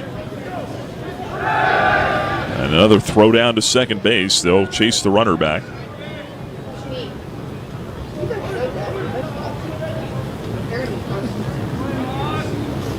Actually, it was 15 years since they had won 30 games. They went 31-26 last year, 12-9 in SoCon play. First 30-win season since 2010. Next one in for a strike. It's 1-2 now. Gets ahead with a fastball.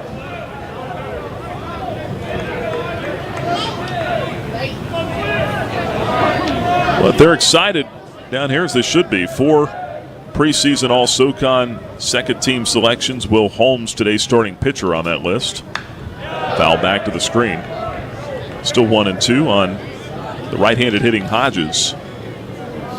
Andrew Staley, Phillips Daniels, the catcher, T.J. Anderson, the left fielder, all preseason All-SoCon members. Preseason 4th place pick in the poll, their highest predicted finish since 2014. Swing and a miss, strike 3, as Swink comes back with a 1-2 slider and gets Hodges.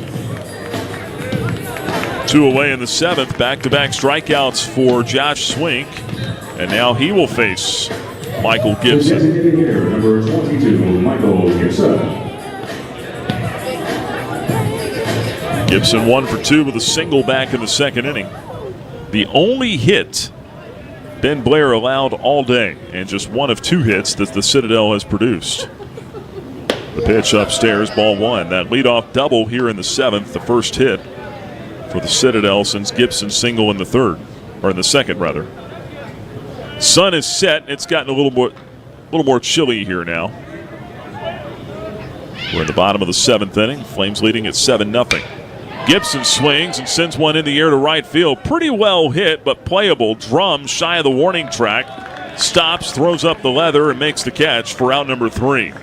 Gibson maybe got under that one a tick. And that'll be all she wrote for the Citadel in the 7th. So Swink works around the leadoff double, gets a couple of strikeouts, and leaves a man in scoring position. We go to the 8th inning here in Charleston. Liberty on top of the Citadel. It's 7-0. You're listening to Flames Baseball from Van Wagner on the Liberty Flames Sports Network, presented by Avish Financial Services. Have you downloaded the Liberty Flames mobile app? If not, what are you waiting for? The Liberty Flames mobile app is your lifeline to Flames athletics. Get the latest news on your favorite teams, find upcoming schedules, buy and download tickets to the next game, listen to podcasts, and hear our online Liberty Flames Sports Network audio broadcasts. High fly ball, deep center field. Snyder going back.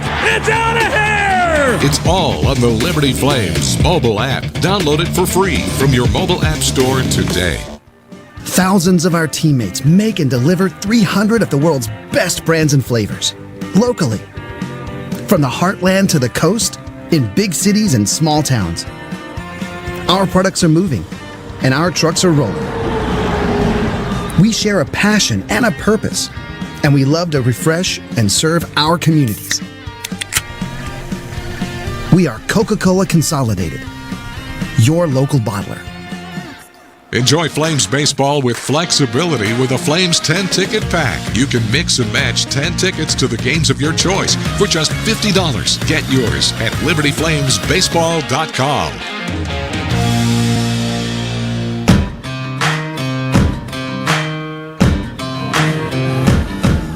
7-0 Liberty leading the Citadel as we head to the top half of the 8th inning in Charleston, South Carolina on a chilly opening day. Started out in the mid to high 50s with the temperature. Dylan Grabowski leads things off here in the top of the 8th for the Flames. We've cooled off now to 48 degrees with the sun set and the wind pushing out to right field in the corner. Grabowski swings on the first pitch, a roller out to second. That's handled cleanly by Hodges. His throw to first in time. 1 pitch, 1 out in the top of the 8th inning. Still Bufkin out there on the mound. Josh Campos, the hitter now for the Flames. Liberty did all their damage in the early to middle innings. 2-out, 2-run homer from DiCandido in the third. 2-out, 2-run single from Grabowski in the fourth. Campos takes down an end, ball 1. 2-run homer from Nick Barone in the fifth. And a sac fly in that inning as well from Ryan Drum. So that's been all the run production. Pitch downstairs. 2-0 on Josh Campos. Flames center fielder 0 for 3. Reached on an error back in the 6th.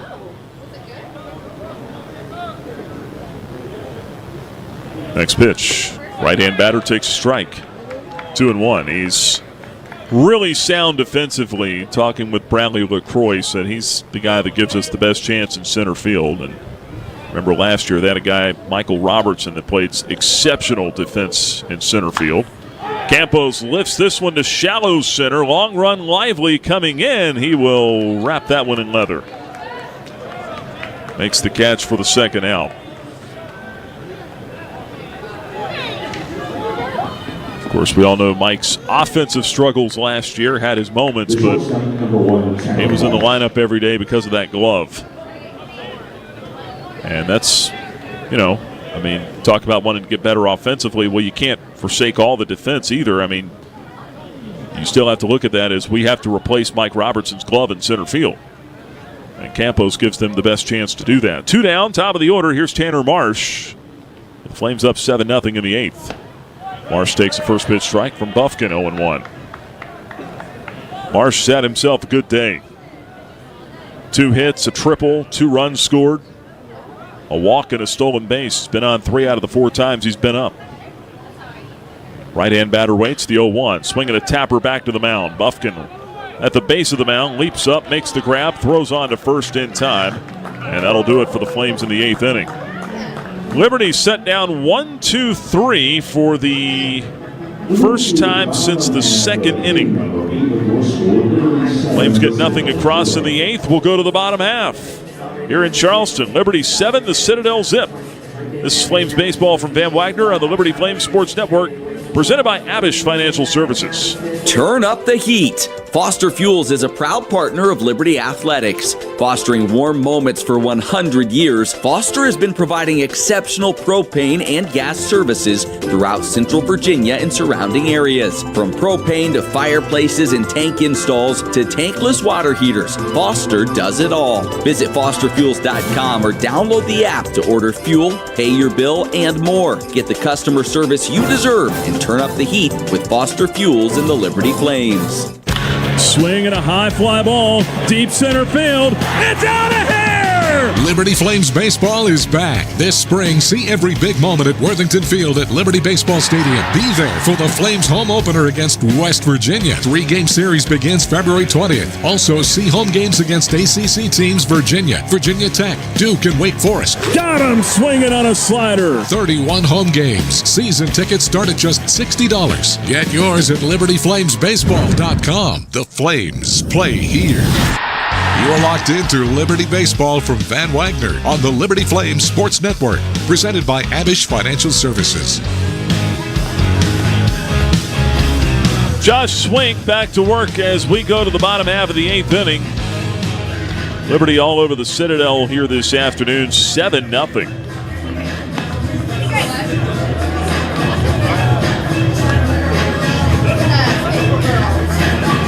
Swink is on for his second inning out of the bullpen. He'll face the lower third of the order.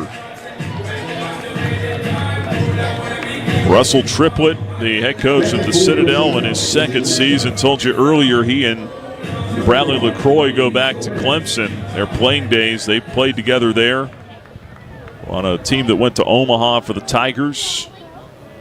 As Lane Tobin leads off at the plate, the shortstop, and gets hit by the first pitch from Swink.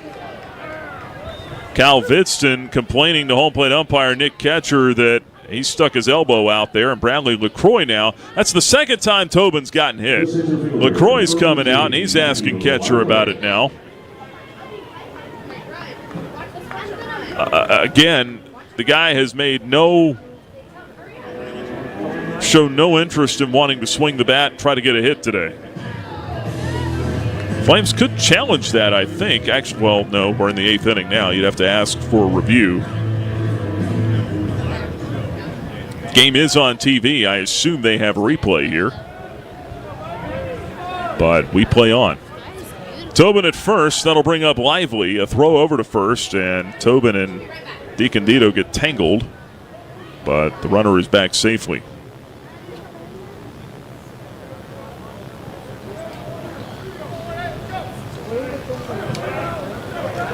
Tobin, better known for his glove than his bat. Anyway, they'll throw over to first again, and he's back in there standing. Tobin did hit .259 last year with 3 homers.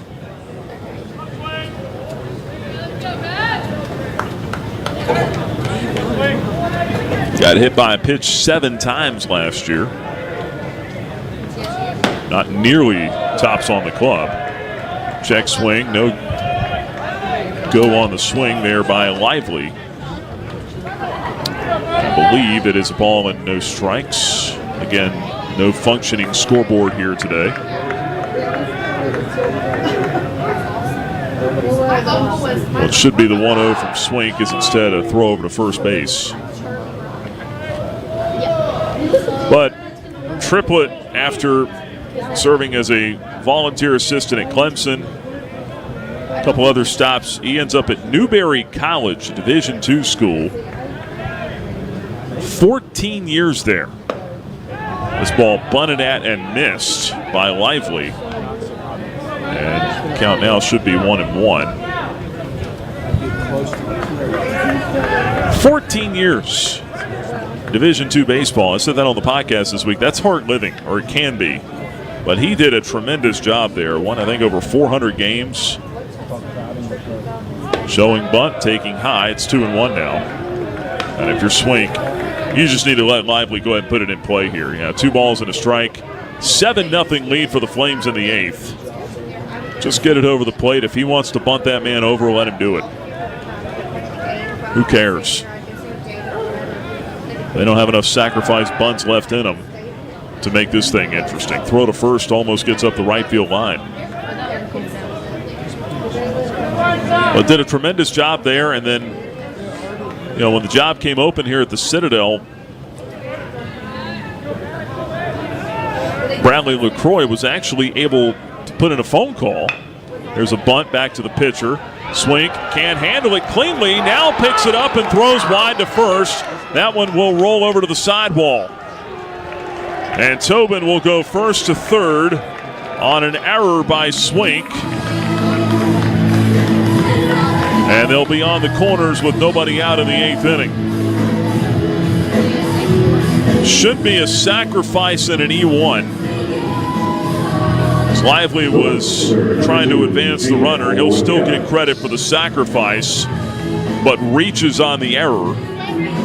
And now they're on the corners with nobody out. Jaden Williams will come to the plate. That's exactly one of the things that we were talking about before the series this weekend with Coach LaCroix. When they try to give us an out, we've got to take it. Can't compound things, can't make errors, let guys get on base. That's how they get big innings started. And that's exactly what happened right there. And it is a throwing error and a sac bunt officially. So they're on the corners now for Williams. Pop-up foul out of play to the right. 0-1 on Williams. But back to that story, just to finish it up. Coach LaCroix knew one of the vice presidents down here at the Citadel. Put in a phone call and said, hey, you need to give this guy an interview. I don't know if you'll hire him or not, but you need to interview Russell Triplett. And sure enough, they did. And he got the job. There's a line shot to short, one hop. Good snag by Marsh. Goes to second for one. On to first, double play ball. 6-4-3. That will clean things up a bit. Tobin does score to get Citadel on the board. It's 7-1 now. But a double play ball erases all the traffic on the bases, and there's 2 outs in the inning. Second double play the Flames have turned in this game. 6-4-3, 2 down. And we'll take it back to the top of the order now. Liberty still leading by 6. And Arian Patel is the hitter.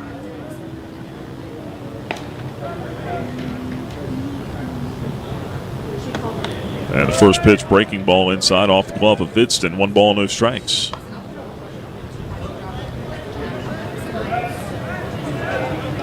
So who knew? I mean, Russell Triplett had friends in high places. Or maybe friends in low places, however you want to look at it. Here in the low country. Pitch to Patel, swing and a miss. Looked like he might have broke out the changeup there. 1 ball, 1 strike on Patel. He is 0 for 3. 7-1 Liberty. 2 out, bottom of the 8th. Nobody on now. The 1-1, outside 2-1.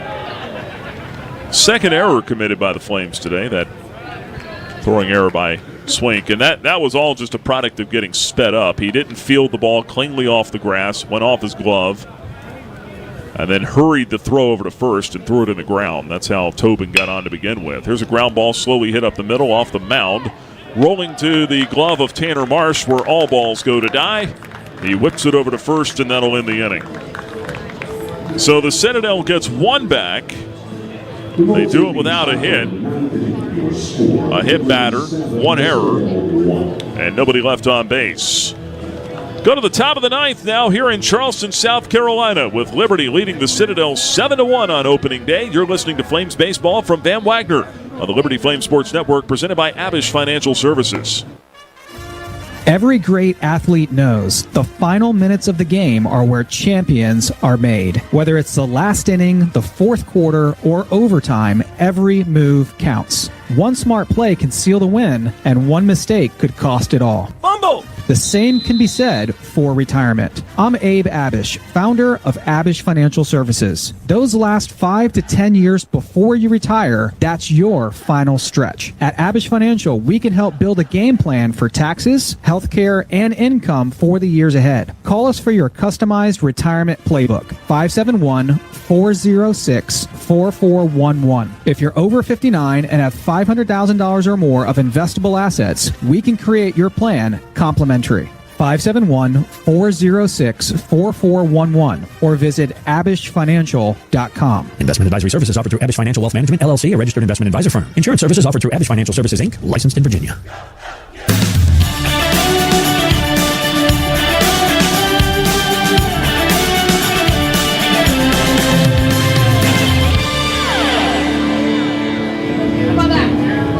Top half of the 9th inning here at Riley Park in Charleston, South Carolina. Liberty leads the Citadel 7-1. Bulldogs just got their first run of the ball game unearned in the bottom of the 8th inning. Batting for Liberty is first baseman number 35, Riley DiCandido. And Riley DiCandido will come to the plate now.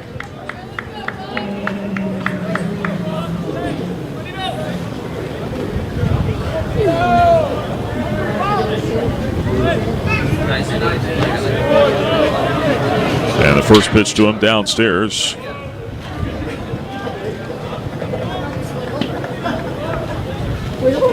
One ball and no strikes. Still Bufkin on the mound for the Citadel. Right-hander deals and misses low and outside. 2-0. We'll have to figure out what the plan is for tomorrow. It's supposed to be one game at 5 o'clock tomorrow afternoon. Pitch a strike on the outside corner, 2-1. But again, threat of rain here on Sunday. Could have a doubleheader tomorrow. Even talk potentially of playing a game on Monday here. Ball foul back. It's 2-2 now. I don't know if that's going to happen or not.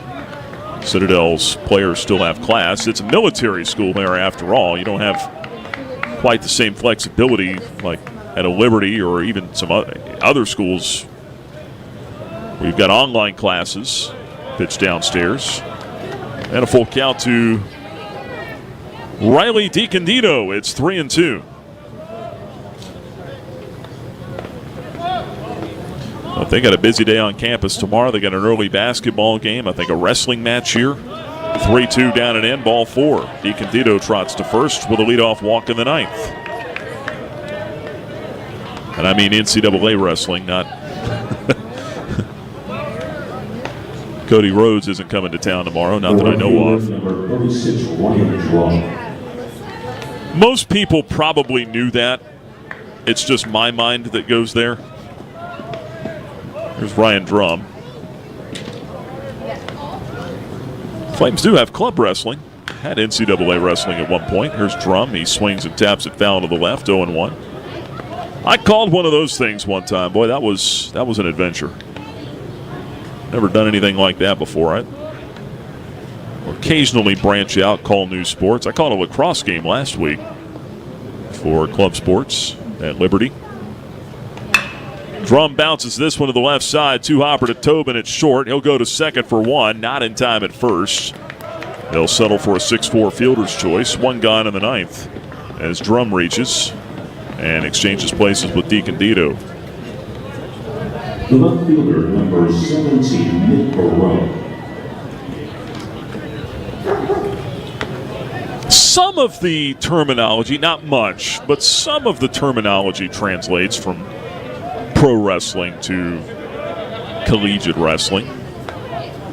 There are types of takedowns, and there's a swing and a tapper foul at the plate. 0-1. No one's hitting any Hurricane Ranas in NCAA amateur wrestling, though.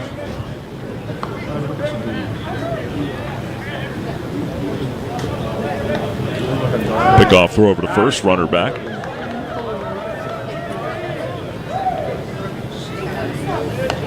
No, 7-1 Liberty in the 9th.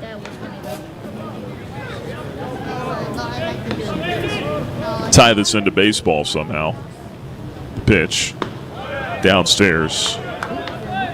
1-0 on Nick Barone. Had a home run earlier today. 2-run shot. I grew up watching TBS Braves baseball as a kid. Pickoff throw to first. This time they got Drum. Caught a little too far leaning off the bag as he slides into the tag of Hunt for the second out of the 9th.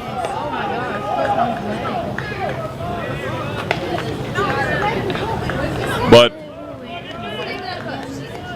when I would watch that, a lot of times they also had pro wrestling on TBS. Those were their big 2 live events. They had Braves baseball and, at the time, World Championship Wrestling. Pitch downstairs, 2-0. And so the announcers would cross-promote those events. So you'd be watching a Braves game in the 9th inning, and we're right about now, Skip Carey. Stay tuned. We've got the Clash of the Champions coming up after this. 2-0, swing and a miss, 2-1. Sometimes they would even promote the matches. That was always fun because I don't think Skip Carey was much of a wrestling fan. So you got Sting or Ric Flair winning this. 2-1 down and in. 3 balls and a strike now on Nick Barone. And Joe Simpson would usually humor him and go along with it. We don't have any wrestling coming up on LFSN after this. 3-1, grounded to short. Another chance for Tobin. He gobbles this one up clean off the dirt. Throw to first in time, and that'll retire the side for the Flames in the 9th. But as we go to the bottom half, Liberty now 3 outs away from an opening day victory. It will be Josh Swink headed back to the mound to try to finish this thing up. Flames 7, Bulldogs 1. Bottom of the ninth coming up here in Charleston. You're listening to Liberty Baseball from Van Wagner on the Liberty Flame Sports Network, presented by Abish Financial Services. Hey, you look like you could use a nap. No, not a nap, an app. The Liberty Flames mobile app. It's your lifeline to Flames athletics. Get the latest news and your favorite teams, upcoming schedules. You can buy and download tickets to the next games and listen to podcasts and hear our online Liberty Flames Sports Network audio broadcast. It's all on your new app, the Liberty Flames mobile app. And of course, it's free from the App Store or Google Play. Get it. At this time, the app will no longer make you a sandwich. Flames Nation, this is Liberty Baseball head coach Bradley LaCroix. My family and I are proud Flames Club members and invite you to join in training champions for Christ on and off the field. Whether you're at the game or cheering from home, your support is valuable and directly impacts our student athletes. Memberships start at just $75 and comes with great benefits like access to premium seating, hospitality, and parking privileges. Join today. Visit libertyflamesclub.org.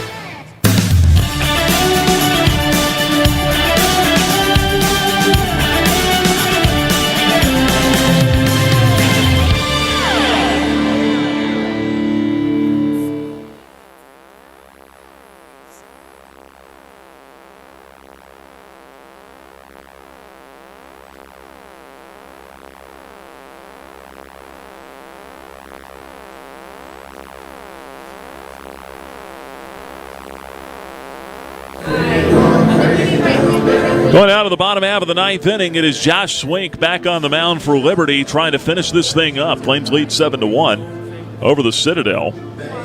And Swink would actually be in line for a save here because of everyone's favorite rule. If you pitch the last 3 innings of a game, regardless of score, you are save eligible.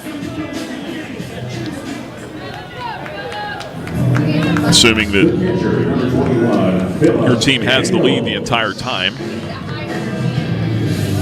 Obviously, if you come in, your team's trailing, and then they come back and take the lead, you're not save eligible, you're win eligible at that point. But if you come in with a lead, you pitch the last 3 innings, and your team never relinquishes the lead, you get a save. That's one of the few rules that I feel like has kind of stayed the same throughout the years. People debate whether that should be the case anymore. Swink deals the first one. It's in for a called strike as we begin things in the bottom of the ninth. 0-1 the count on the leadoff man, Phillips Daniels, all-conference catcher, 0 for 3. He's been quiet, as has the rest of this lineup. Citadel only has 2 hits. The 0-1 from Swink. Breaking ball, got away, missed outside. 1 ball and 1 strike.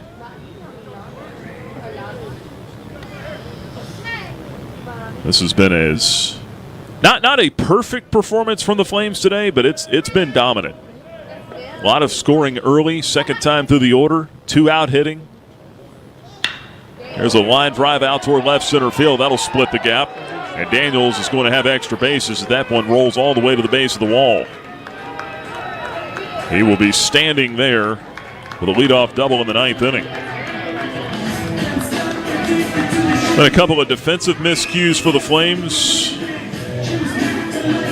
But all in all, I mean, the start they got out of Ben Blair today, 6 innings of 1-hit ball, 8 strikeouts.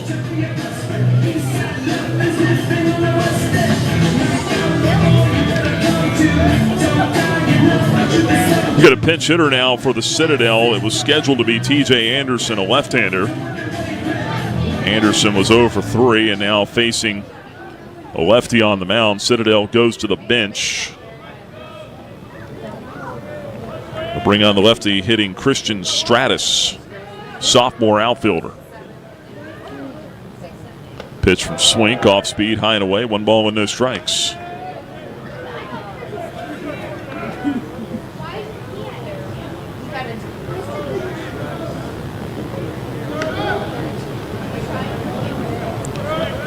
Swink just trying to put the finishing touches on this one.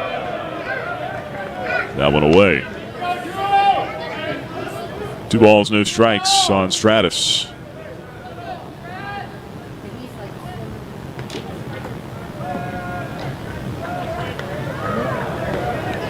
Flames do have a right-hander A couple of right-handers tossing in the bullpen. That one misses outside, 3-0.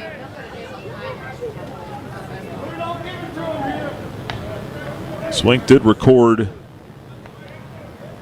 a couple of saves last year. Actually had 3 saves last year.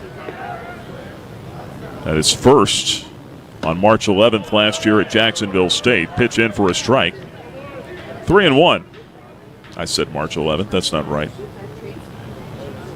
That was when he moved to the bullpen last year. First save came at Jacksonville State on March 28th.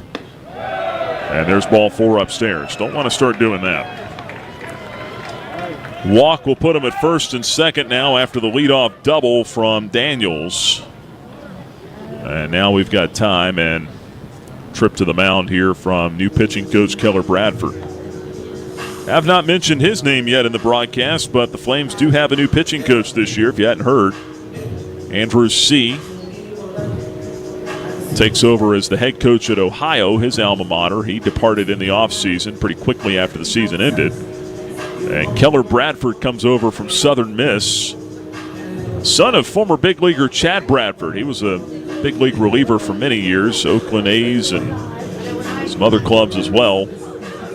Keller Bradford had been an assistant at Southern Miss, helping with the pitching staff down there. Now gets a full-time pitching coach role.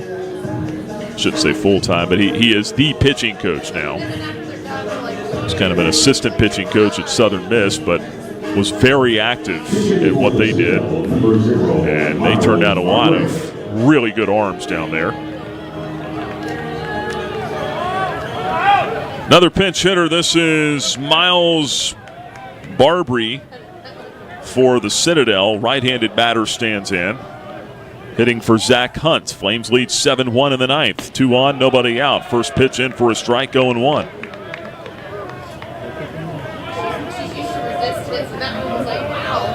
Last 3 outs, always the hardest to get, regardless of score, right? The 0-1 to Barbary. This is outside. Ball and a strike.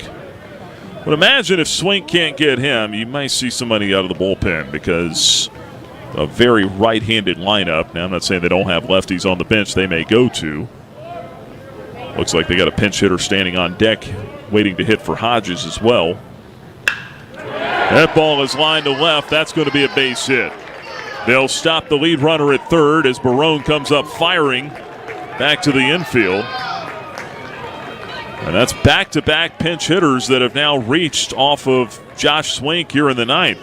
It has gone double, walk, and single.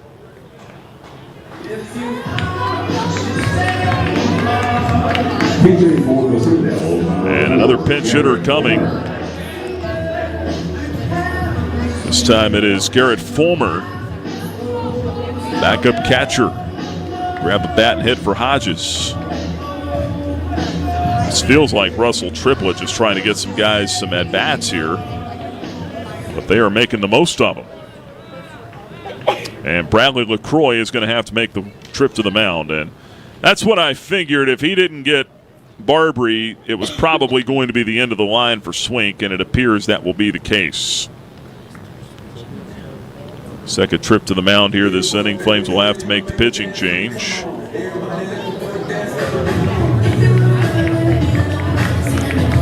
So that'll be all for Josh Swink. He goes 2 innings plus out of the bullpen for the Flames. But he will exit with the bases loaded and nobody out in the ninth. Liberty, though, leading at 7-1, so you do have some breathing room here, but you need somebody to come in and start collecting outs. Flames will make the call to the bullpen, presented by Haley's Appliance. We'll step out and have the new pitcher when we come back. You're listening to Liberty Baseball from Van Wagner on the Liberty Flame Sports Network, presented by Abish Financial Services. Lynchburg Nissan is wasting no time kicking off 2026 with enormous savings. Get up to $9,000 off MSRP, 0% financing for up to 60 months, and new cars starting at under $19,000, plus 1 million mile coverage at no cost. Stress-free buying, that's what we do. Got a trade? Great. We're offering up to 130% of fair KBB value, whether you sell or trade. Inventory is limited and these deals won't last. Stop by, call, or shop Shop online today. Lynchburg Nissan, home of the million-mile warranty. Hey, Flames fans, Gentry Lock is fired up to join in the excitement this season. Gentry Lock Attorneys knows it's all about preparation, precise teamwork, and a competitive spirit for the hard-fought wins. We've got that down. With our fierce drive to succeed, uncommon thinking, and extensive resources, Gentry Lock helps businesses thrive. We are downtown at 801 Main Street, and we serve the Commonwealth and beyond with offices in Roanoke, Richmond, and Norfolk. All the ways Gentry Lock can help clients succeed is waiting for you at GentryLock.com. Now, back to more Flames baseball from Van Wagner on the Liberty Flames Sports Network, presented by Abish Financial Services. It'll be right-hander Josh McCusker to take over on the mound for the Flames. He'll try to get the last 3 outs here in what is no longer a safe situation because of the 6-run lead. Liberty up 7-1.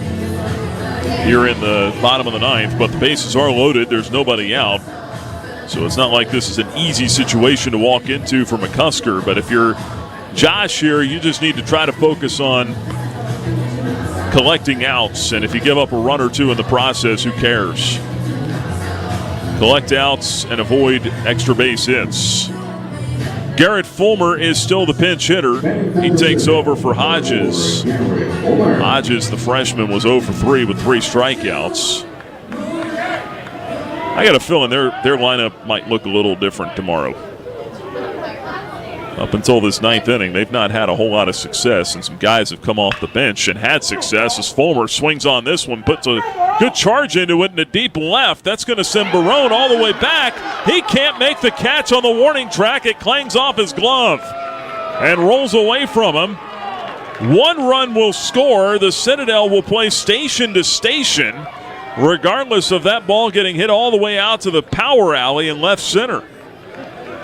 Just the 1 run comes home. It's Daniels, and it's now 7-2. Everybody else moves up 90 feet. We'll see how they score that one, as I thought Barone was going to have a play on that ball. Looked like it banged off his glove out there. That could go as an E7. We'll see. And now Michael Gibson will actually hit for himself, and he takes the first pitch strike. It's 0-1. I think that's just about enough, guys. You want to go ahead and put the lid on this thing. Base is still loaded with nobody out in the 9th. The 0-1. That's in there for a strike. Quickly 0-2 on Gibson. I mean, it was hit a ton, but yeah, they're going to give a fielding error out there to Barone. It'll still be an RBI because it would have been deep enough to get the run home. But that's an E7. Swing and a miss. Strike 3. Gets Gibson on a slider and retires him on 3 pitches. So some order restored on the strikeout. And there's 1 gone in the 9th. Charge the run to Swink. Again, that'll be earned because of the fact it was an RBI. That run was going to score regardless if the ball was caught or not. Next man up is Tobin, and he'll take one outside as McCusker yanked that one. 1 ball and no strikes. Good stop by Vidston. Keep it from going to the backstop. 7-2 Liberty in the 9th. Bases full, 1 out. McCusker, the pitch. Inside, almost hit him. Got to be careful pitching this guy inside. 2 balls, no strikes. Tobin's been hit twice today and struck out swinging back in the 5th.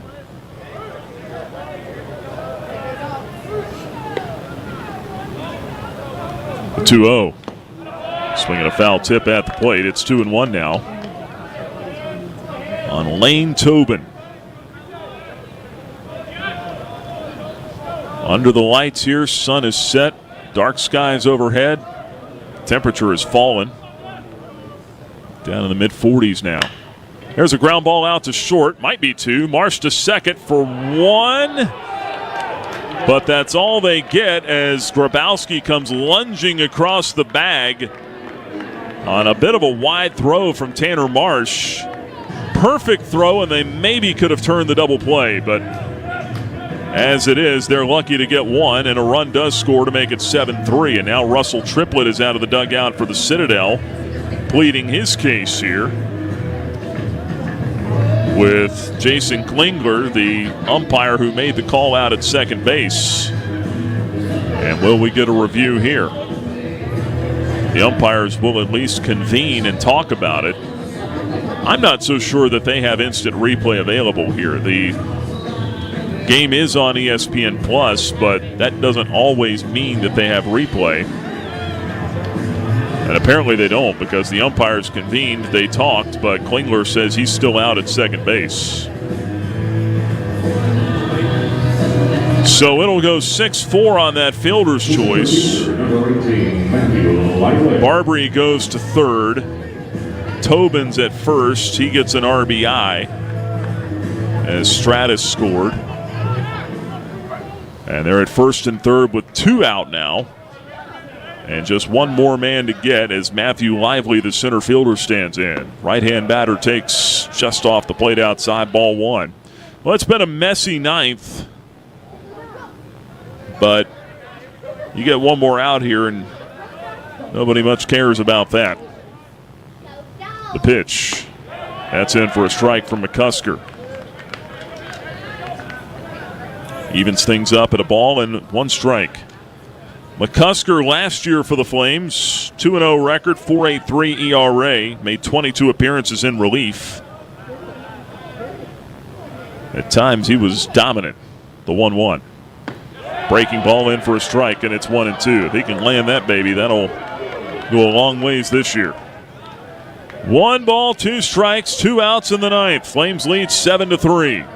1 pitch away from an opening day victory. Coming up, we'll pop the top on the Coca-Cola postgame show.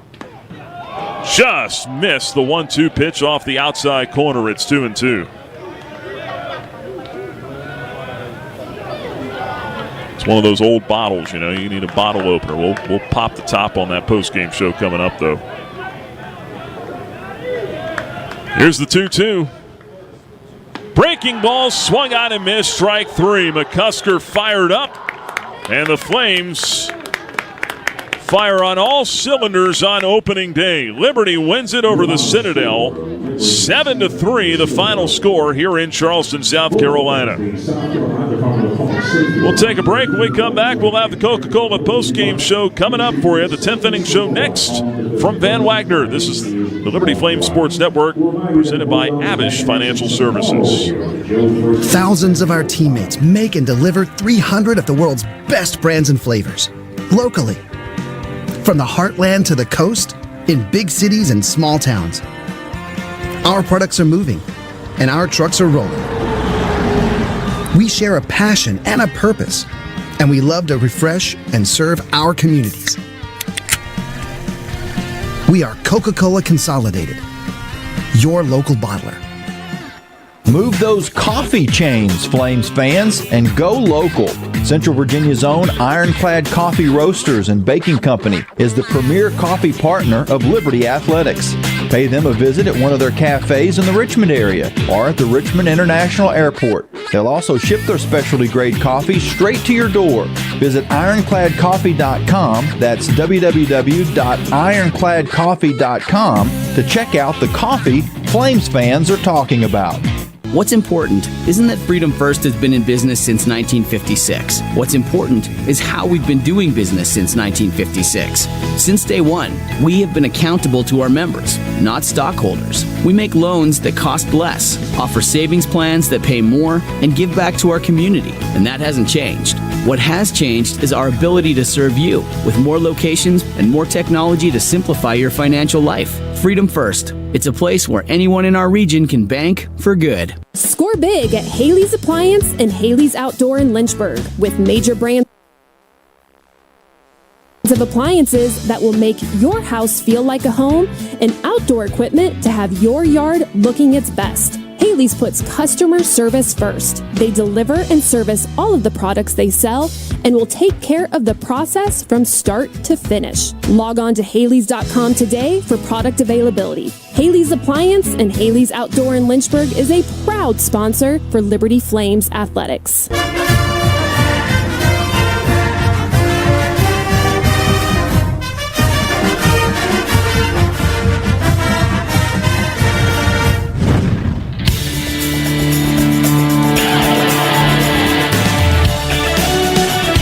You've been listening to Liberty Baseball from Van Wagner on the Liberty Flames Sports Network, presented by Adish Financial Services. Time now for the Coca-Cola 10th Inning Show. Coke, taste the feeling. Flames get out of here on opening day with a win. Liberty over the Citadel, 7-3, the final score. Coming up here on the Coca-Cola 10th Inning Show, we'll have a word with head coach Bradley LaCroix. We'll give you our player of the game, final stats, and much more as we put a lid on our post-game coverage here tonight from Charleston, South Carolina. Nick Pierce back here with you as the Flames win it. They go to 1-0. Citadel with the loss falls to 0-1. And coming up here, we will hear from the head coach, Bradley LaCroix. We hope. We've had some opening day bugs with some of the equipment, but we've been able to forge through it. And to forge through without a scoreboard here at the ballpark today, too. They were never able to get that thing operational. So kudos to the PA announcer here, keeping everybody updated. We did have our live stats here, though, and yours truly keeps a book every game, so no problems for us keeping up with the score. Flames did a lot of scoring early and often in this game. Built a 7-0 lead after 5 innings here. Citadel got one back in the 8th and a couple back in the 9th, but too little too late for the Bulldogs. Story today individually has to be Ben Blair. His start, 6 innings of one-hit baseball. Did not allow a run, did not allow a walk. He struck out 8. And he will get the win here on opening day. And with that, we're joined as well here by the head coach of the Flames, Bradley LaCroix, for our post-game chat. And, Coach, I know you got to be pretty pleased here. First of all, you hear me okay? Coach, you hear me okay? Sweaty. Not sure if Coach is hearing us. Let's see. Live radio here. We will try to work this out.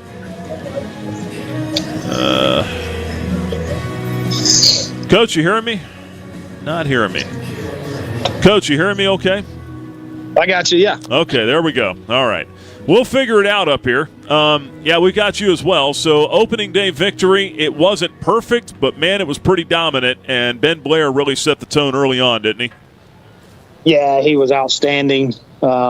Just had command of all these pitches. Obviously, fastball was working and really, really effective with his pitch count. Able to, he was able to go 6 innings for us. And, we did some good things. Obviously, had some game one jitters here and there and got to clean some things up. But, proud of the guys the way they competed and W is a W.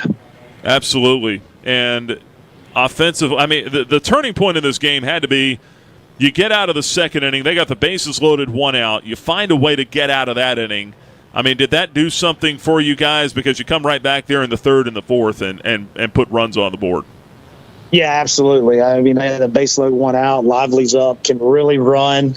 Tough to turn a double play on, but he hits the ball, Tanner, and Tanner makes a great play. Huge pitch by Ben. Huge momentum swing. We talk about it all the time, being a momentum swing. And it was a huge momentum swing. And then, in the 3rd and 4th, we did it with 2 outs, nobody on, both of them. 2-strike infield single by Tanner, and then Riley hit a 2-strike home run, and then we did it again in the 4th. So important to hustle down the line on those infield hits, right? And you see Tanner Marsh do that. You guys get rewarded as a team. He gets rewarded with a hit. You guys get rewarded with 2 runs on the DiCandido homer. I guess just how about the day that Tanner Marsh had? I mean, he was on base the first 3 times he was up there and fought off pitches with 2 strikes, too. I noticed that. Yeah, he did a great job. First at bat of the game was setting the tone, fouling some pitches off, earning a walk. And because Holmes is a good arm. I mean, that is a good arm. And, us having competitive bats in the first, 2 or 3 innings, drove his pitch count up. Where he was out of the game there early. But, yeah, Tanner had a great game. On base 3 times, played great defense. Stole a bag. He just brings so much competitiveness and energy to the lineup that he Yep. Caught most of that answer there. Lost you a little bit there at the end. But Riley DiCandido coming back from the knee injury a home run on opening day. I mean, how great was that to see? Yeah, so happy for him. I mean, he had a long recovery with the knee injury, and for him to get us to break the ice for us and kind of get that moment in our dugout, knowing who we got on the mound, and so happy for Riley. He's worked extremely hard to rehab and get back to health, and really excited for him. Yeah, and then for Nick Barone, we had talked about him just the other day, right? I asked you, I said, who's the ball coming off the bat a little bit different right now, coming out of preseason? You said Nick Barone, and he sent one out of here in the 5th inning to kind of bust this thing open here. Talk about that swing and just his performance today. Yeah, really good swing. He in his first at bat, he had a good swing too. He just got underneath it just a hair, and obviously it was a big swing with the home run. Dylan Gabrowski's big 2-out hit, 2 RBIs earlier in the game. So we just there in the middle innings, we just kept tacking on, and fortunately had some base runners, and the guys came up big to continue some innings so guys can come up with some big hits. How well, going back to the pitching, how well did Ben Blair execute the game plan today, and how dominant did he look? Yeah, I mean, we knew that, his fastball could probably beat him, and he's got good feel for the cutter, slider, and he attacked with fastball, limited the pitch count. I think they were trying to cheat for the fastball so that they were going to make some quick outs. And we knew in 2 strikes, we didn't need to waste pitches. He needed to go right after him, and he did exactly what we asked. He dominated their right-handed hitters with the fastball inside to get them off the plate. This team loves to bunt. And what we did, we told him the key is getting the leadoff guy out. And he did that unbelievable, because that limits the amount of chaos that they can create as their offense. And he did a fabulous job. Well, Coach, just last thought here as we get ready to go to bed here tonight, get a little dinner, start to think about tomorrow. Any decisions yet on the rest of the weekend with the schedule? We're still kind of waiting on that. Yeah, we're gonna stay status quo and play at 5:00 tomorrow, and then if we can play Sunday, we'll play Sunday. If not, we'll probably move that game to Monday. But right now, we get one game tomorrow at 5:00. All right, appreciate it, Coach. Congratulations. Opening day wins are always fun. That's right. Thank you, Nick. Thank you. That's the head coach of the Flames, Bradley LaCroix, with us here on the Coca-Cola 10th Inning Show. Flames get out of here with the win, 7-3. Your final score. We'll take our next break. When we come back here, we'll have our player of the game, final stats, and a last thought or two before we shut it down here tonight. Liberty 7, the Citadel 3. Flames win it on opening day. From Van Wagner, this is the Liberty Flames Sports Network, presented by Abish Financial Services. The Liberty Flames thank Segra for their support. Segra collaborates with companies to offer business-only, carrier-grade connectivity, cybersecurity, voice and cloud solutions tailored to meet their diverse needs. Segra offers these solutions across a fiber network that spans 28 states in the U.S. and is headquartered in Charlotte, North Carolina. They can be reached at Segra.com or 833-GO-SEGRA. Segra, a proud partner of the Liberty Flames Sports Network from Van Wagner. Owned and operated by a Liberty alum, Larry's Tire and Auto Repair offers complete auto service including tires, preventive maintenance, and more. Larry's Tire carries all major brands and is open from 8 a.m. to 5 p.m. Monday through Friday at any of their 4 locations, with 2 in Lynchburg, 1 in Forest, and 1 at Able Tire in Concord. More information on Larry's Tire is available at larrystireservice.com. True Flame fans know where to shop to show their pride. Shop LibertyFlames.com. We're your one-stop shop for official Liberty Flames merchandise. Plus, all orders ship free. Go red, white, and blue and visit ShopLibertyFlames.com today. That's ShopLibertyFlames.com. ShopLibertyFlames.com is a proud sponsor of Liberty Athletics. For all your Liberty Flames apparel needs, visit ShopLibertyFlames.com today. John Barkley loves Tuesday nights with his pals. You guys ever seen a perfect game? Here we go. A night when scores made aren't nearly as important as friendships kept. Get out your phones. Gonna be epic. So he doesn't miss a night. John counts on Sentra to keep him healthy and at his best. Perfection begins now. Start your video. Delete your video. Like and share. Sentra, caring for, caring about folks like John.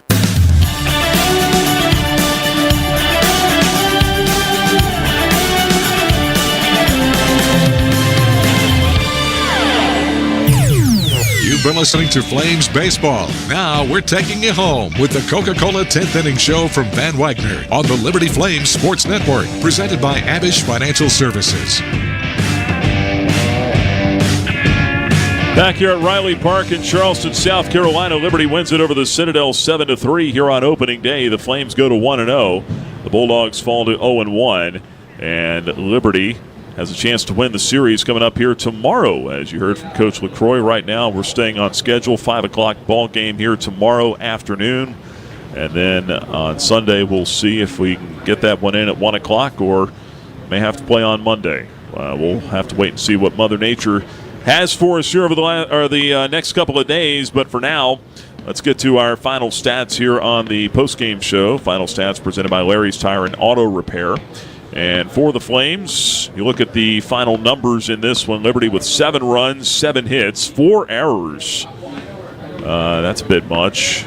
Obviously, that's something that the club is going to want to look at and address. 4 errors for the Flames. And Liberty offensively with 5 men left on base. For the Citadel, 3 runs, 4 hits, 1 error. And the Bulldogs stranded 5 as well here tonight. Winning pitcher is Ben Blair. He goes to 1-0. The loss goes to Will Holmes. He falls to 0-1. Time of the ball game here tonight, 2 hours, 57 minutes, 687 paid to see it here in Charleston. And this is a game that was scoreless after 2 innings. Talked with Coach about it. Flames got out of that bases loaded 1-out jam in the second with a double play ball and then turn around in the third, and they get a pair of runs with 2 outs. 2-out infield hit for Tanner Marsh to extend the inning, and then the 2-run homer from Riley DiCandido after that to make it 2-0 Flames. Liberty would get 2 more in the 4th inning on some more 2-out hitting. And there was really nothing going on. As Coach pointed out, a couple of strikeouts to start that inning. Then a walk to Kyle Vidston, followed by a single by Jordan Jaffe. Then a wild pitch advanced the runners to scoring position, both of them. And then Dylan Grabowski delivers a 2-run single to drive in Vidston and Jaffe. So the newcomers at the lower third of the order, bottom of the order, getting involved there. And extended the lead then at that point to 4-0. Then in the 5th, still 4-0. Flames get the leadoff man on. Tanner Marsh triples.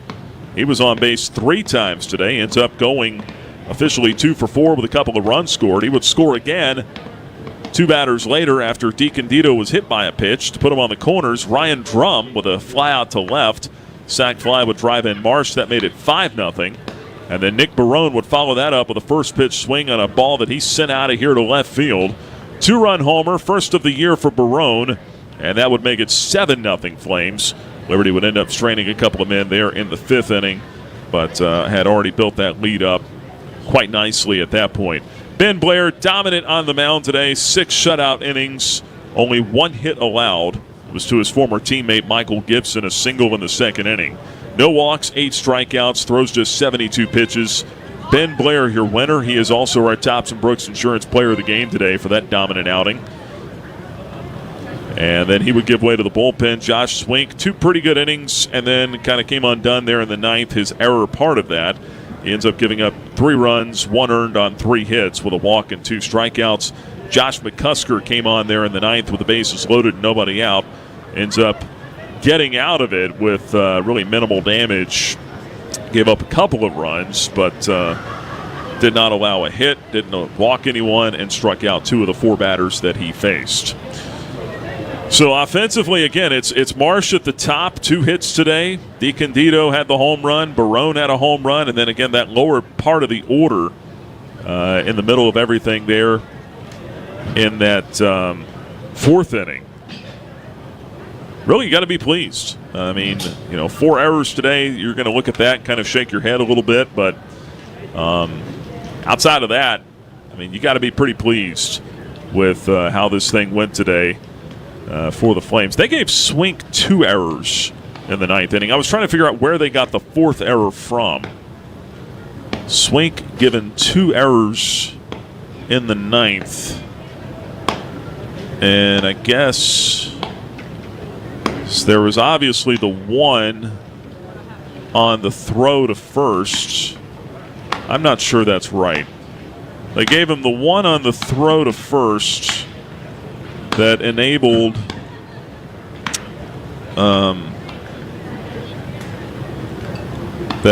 the man to reach. Actually, that goes back to the 8th inning, not the 9th. They gave him the one on the throw to first that enabled Lively to reach. But Lively also given a sacrifice there, unless they're saying that there's a second error for getting the man to third, but that wouldn't be correct. So we'll have to check on that one. As of now, Swink was given 2 errors tonight, possibly only gets 1 unless there's something else I'm forgetting. So right now it's 7 runs, 7 hits, 4 errors for Liberty, 3 runs, 4 hits, and an error for the Citadel. As again, the Flames win this one 7-3. Final stats presented by Larry's Tire and Auto Repair. And that will put a lid on our coverage here tonight from Riley Park in Charleston.